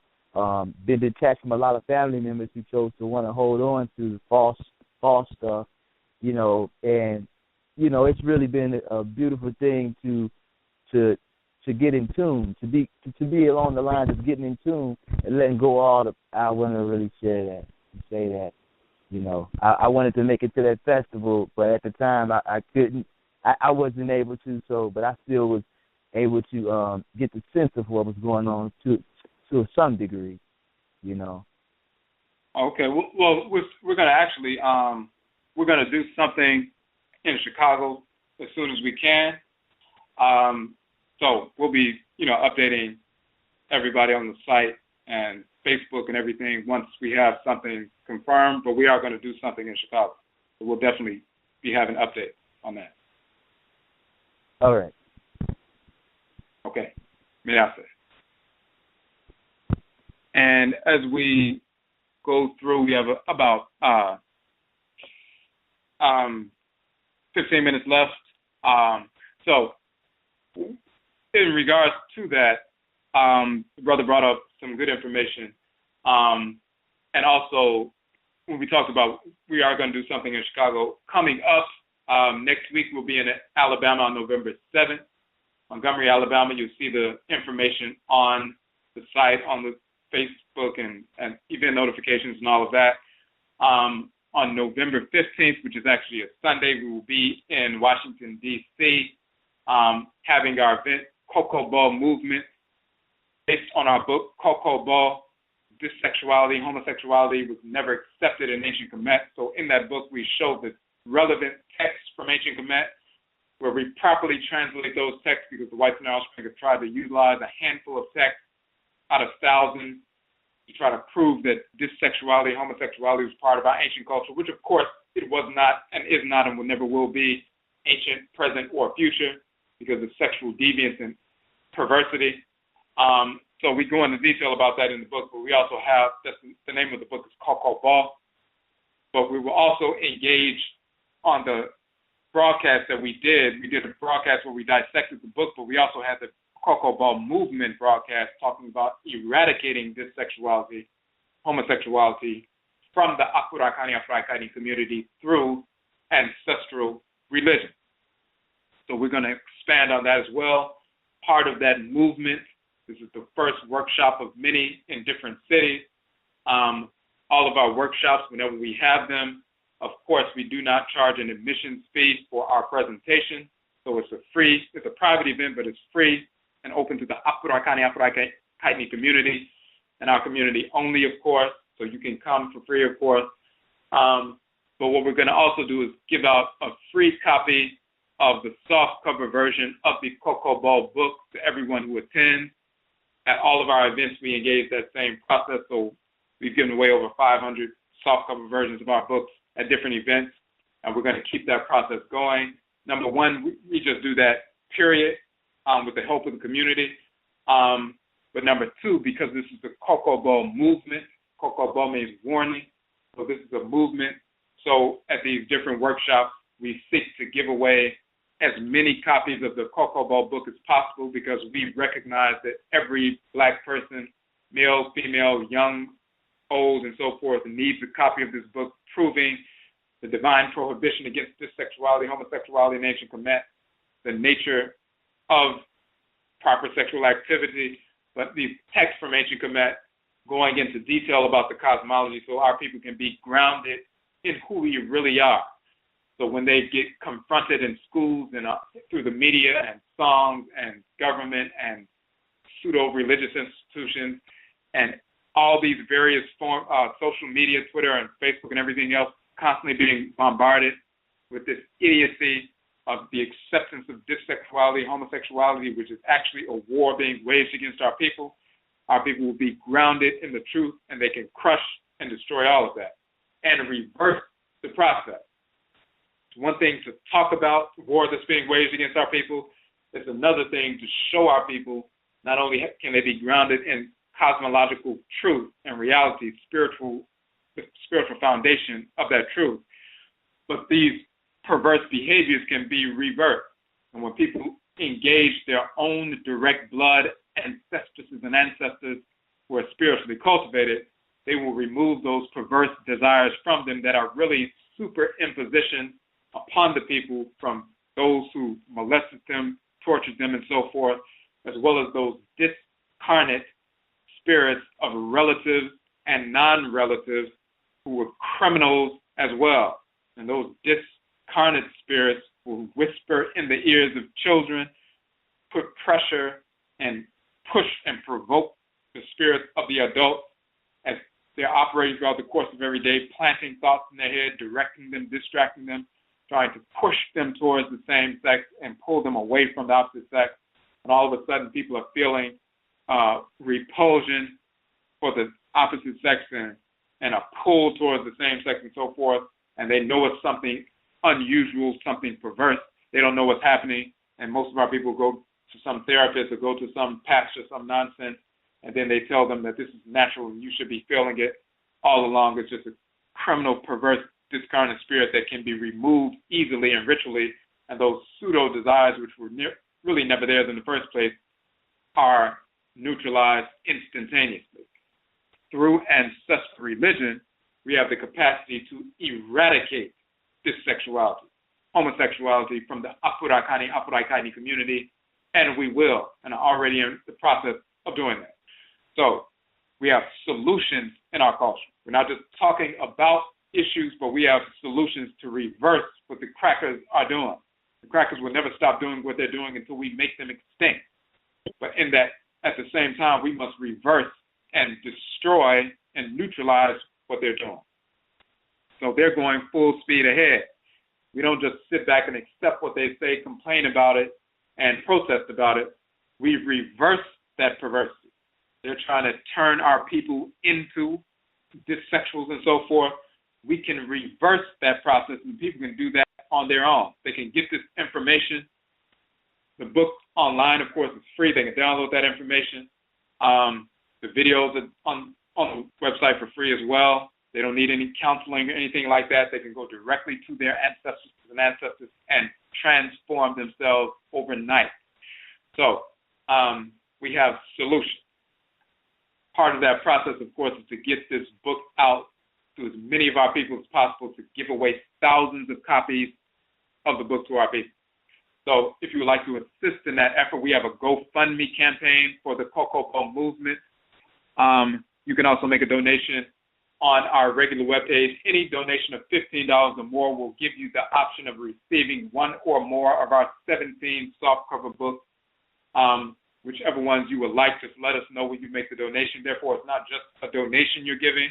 You'll receive one or more of our books in return for the donation. So it's just like purchasing some books. And you can let us know which books you would like, whether it's Akuraka, the origin of the term Africa, or More means dead, where we prove the term More means dead, or Kukutuntum, where we show that Jesus and Moses, Muhammad and Abraham and Isaac and Ishmael and Yahweh and Allah are fictional cartoon characters who never existed of any race or in any form whatsoever. The Okra complex we're talking about tonight, or all other various different books. You can, the Hoodoo book, Hoodoo People book, the Hoodoo Mind, Hoodoo Nation Festival Journal we just published over a week and a half ago. Whichever books you would like, just let us know. And in return for your donation, you can receive one or more books. So you can do that through PayPal, or we have the Kokobo movement campaign on GoFundMe, GoFundMe.com/KOKOBO, Kokobo. And you can make a donation there. But again, any donation of $15 or more, you have the option of receiving one or more of our books. So that's just to say thank you for the donation. This presentation, which will be on November 15th, which is a Sunday in Washington, D.C., is the first of many. we will be doing this presentation and going through this information in detail, dissecting that book, as well as the other information in detail, dealing with these deities from Ancient Kamit, proving who they really are and so forth, how they manifest in our lives. We'll be doing that presentation in different cities and carrying that message and giving away those free books everywhere we go. So if you would like for us to come to your region, just let us know. Send us an email. We can establish that. We do not charge a speaker's fee or to those who organize events. So just hit us up on the email, and we can talk about that. We are we're actually looking to do a presentation in Florida and Georgia very soon, possibly in November. But so far it's just Alabama and D.C. in November right now. So send us a message. Let us know if you want us to come to your area. If we don't already have something scheduled, we can establish something, and we can move forward like that. Not only for the Cocoa Ball information, but presentations on our other work as well. So we'll be going to a number of different cities in this year, which for us began on September 23rd, the first day of 13,016. So we're already a month into our new year so far. So, and let me put I want to make sure I didn't miss that.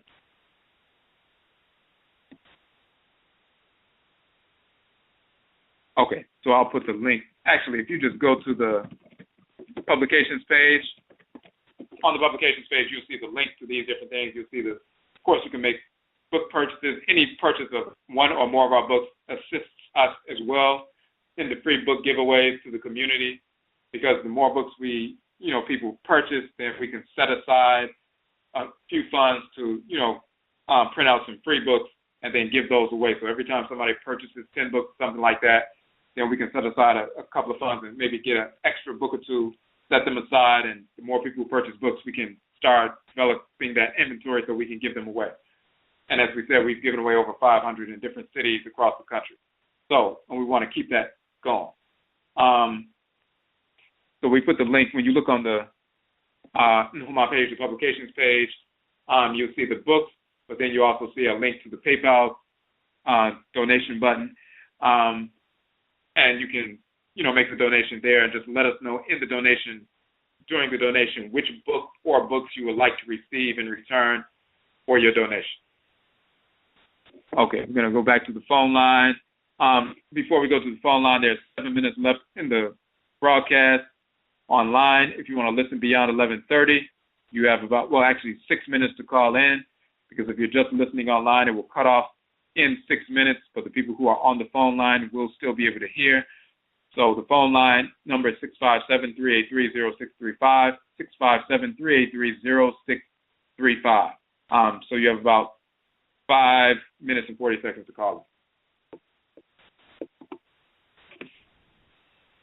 Okay, Michelle, well, greetings on the phone line, number 9384. You had a question or a comment?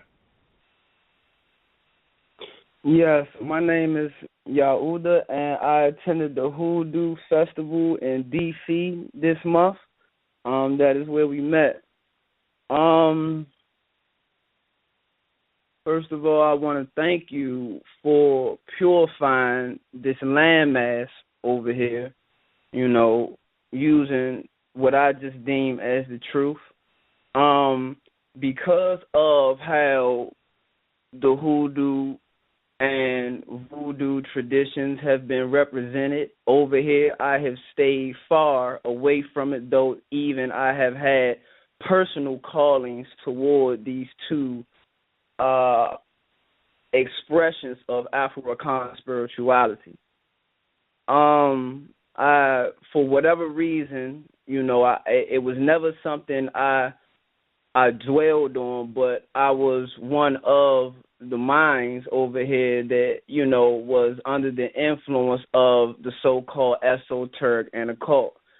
And so I utilized what I had discovered there to, I guess, kind of lead me or use them as a navigation system to find my way back into, my true identity.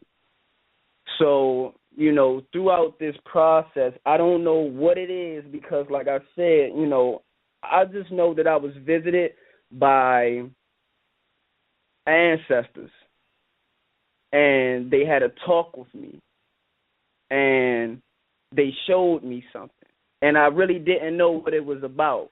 You know what I mean? I just remember seeing specific colors, and they were, they told me certain things.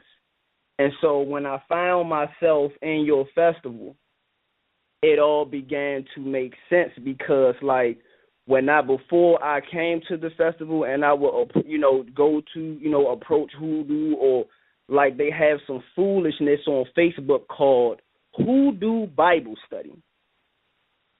Right. Hoodoo Bible Study.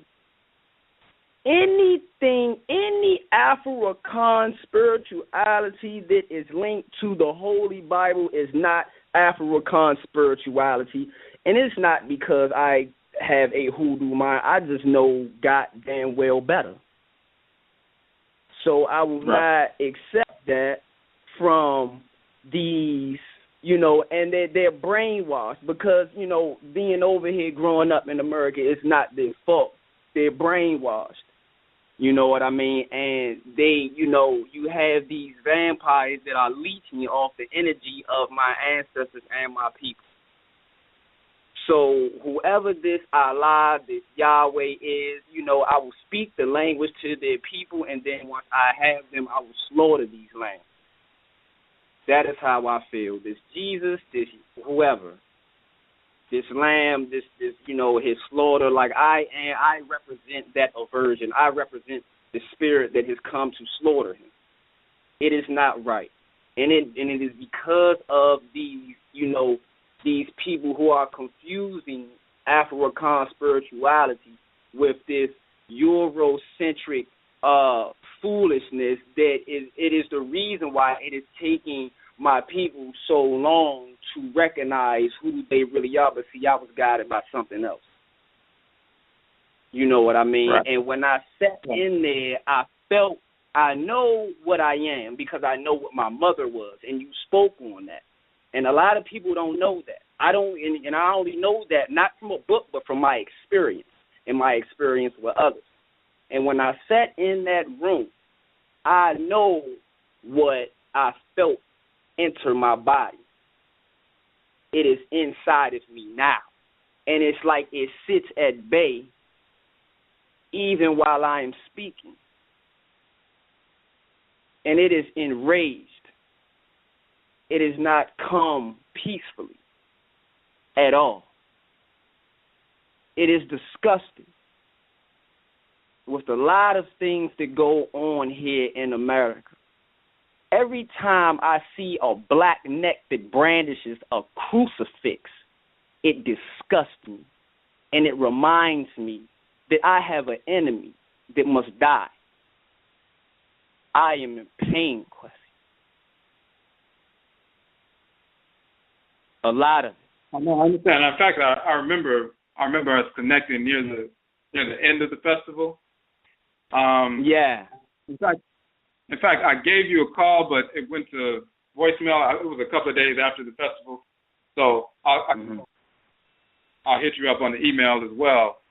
But yeah, that feeling, what you're talking about, that ancestral mandate to move forward and purify, eradicate this foolishness and restore our people to reality.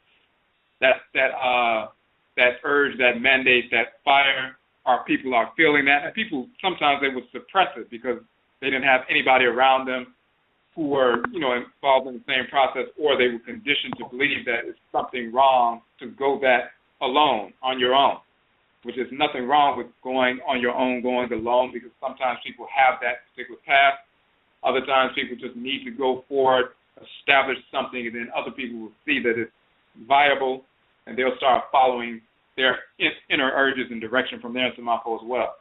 So, yeah, that's something that, we're seeking to awaken, for people to reconnect with who they are, not be concerned about anything that any brainwashed individuals are talking about, or distractions from any other individuals who are trying to lead them off of that natural path that they were placed on and just move forward, focused in harmony and reestablishing culture. And of course, that deals with nation building, that deals with revolution and resolution and all those different things. Well, like I said again, I want to thank you on behalf of myself and the people that I personally invited, and I hope that they were really listening and paying attention. Just in case any of them had that lamb present inside of you, I'm sure that it is slaughtered by now. Okay, and continue to do what you do. Tadashe, and I need to speak with you urgently, personally. So, you're here in D.C., I am here in D.C., and I need to talk to you. Okay, so keep me in mind, keep me in spirit, and I'm going to keep, probing and poking at you, until I get the desired results. All right? But okay, and I'll hit you up. I'll hit you back up on the. I saw one message. I'll hit you back up on that social media network, on the Facebook, the inbox. Okay, thank you. All right, then. That's up. We appreciate the call. That's it.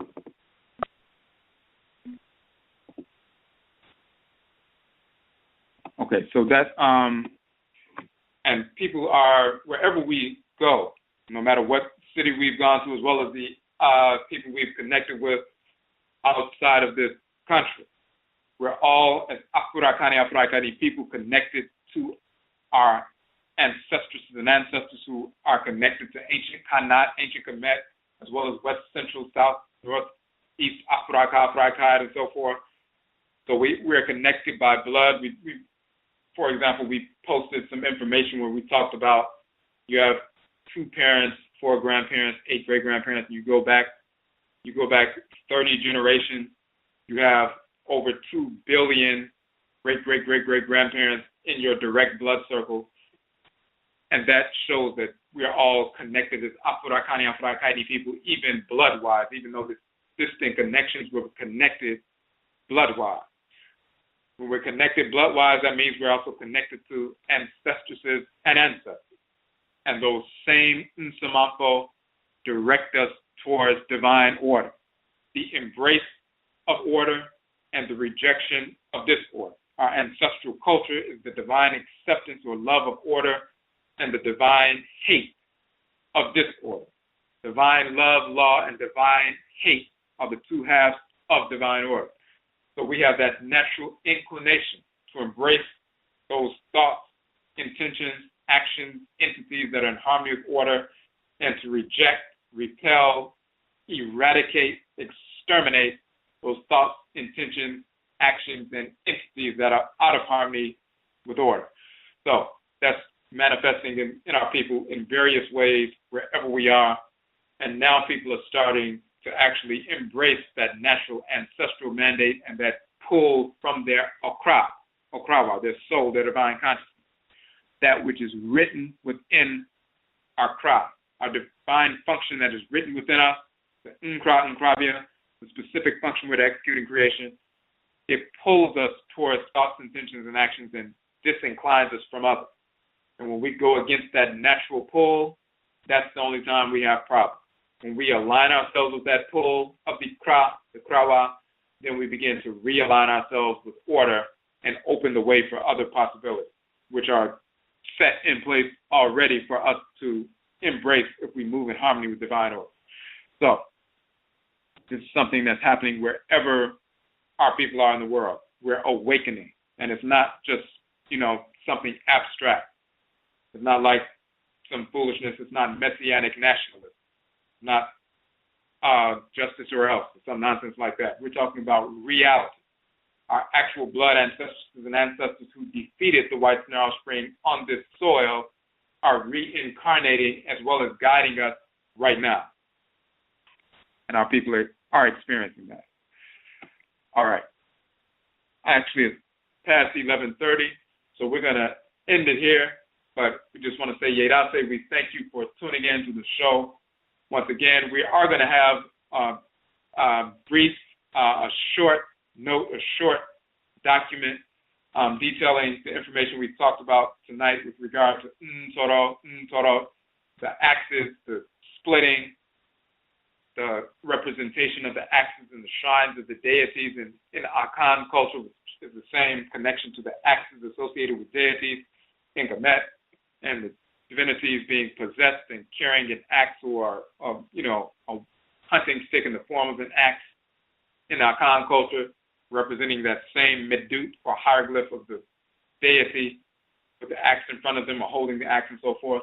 We're going to go into some detail about that in a document, in a short document. It will later become part of a larger work, but we will release the brief document, the note, going over these principles in general, so you'll have that information to go along with the particular broadcast, as well as you can share the information as well.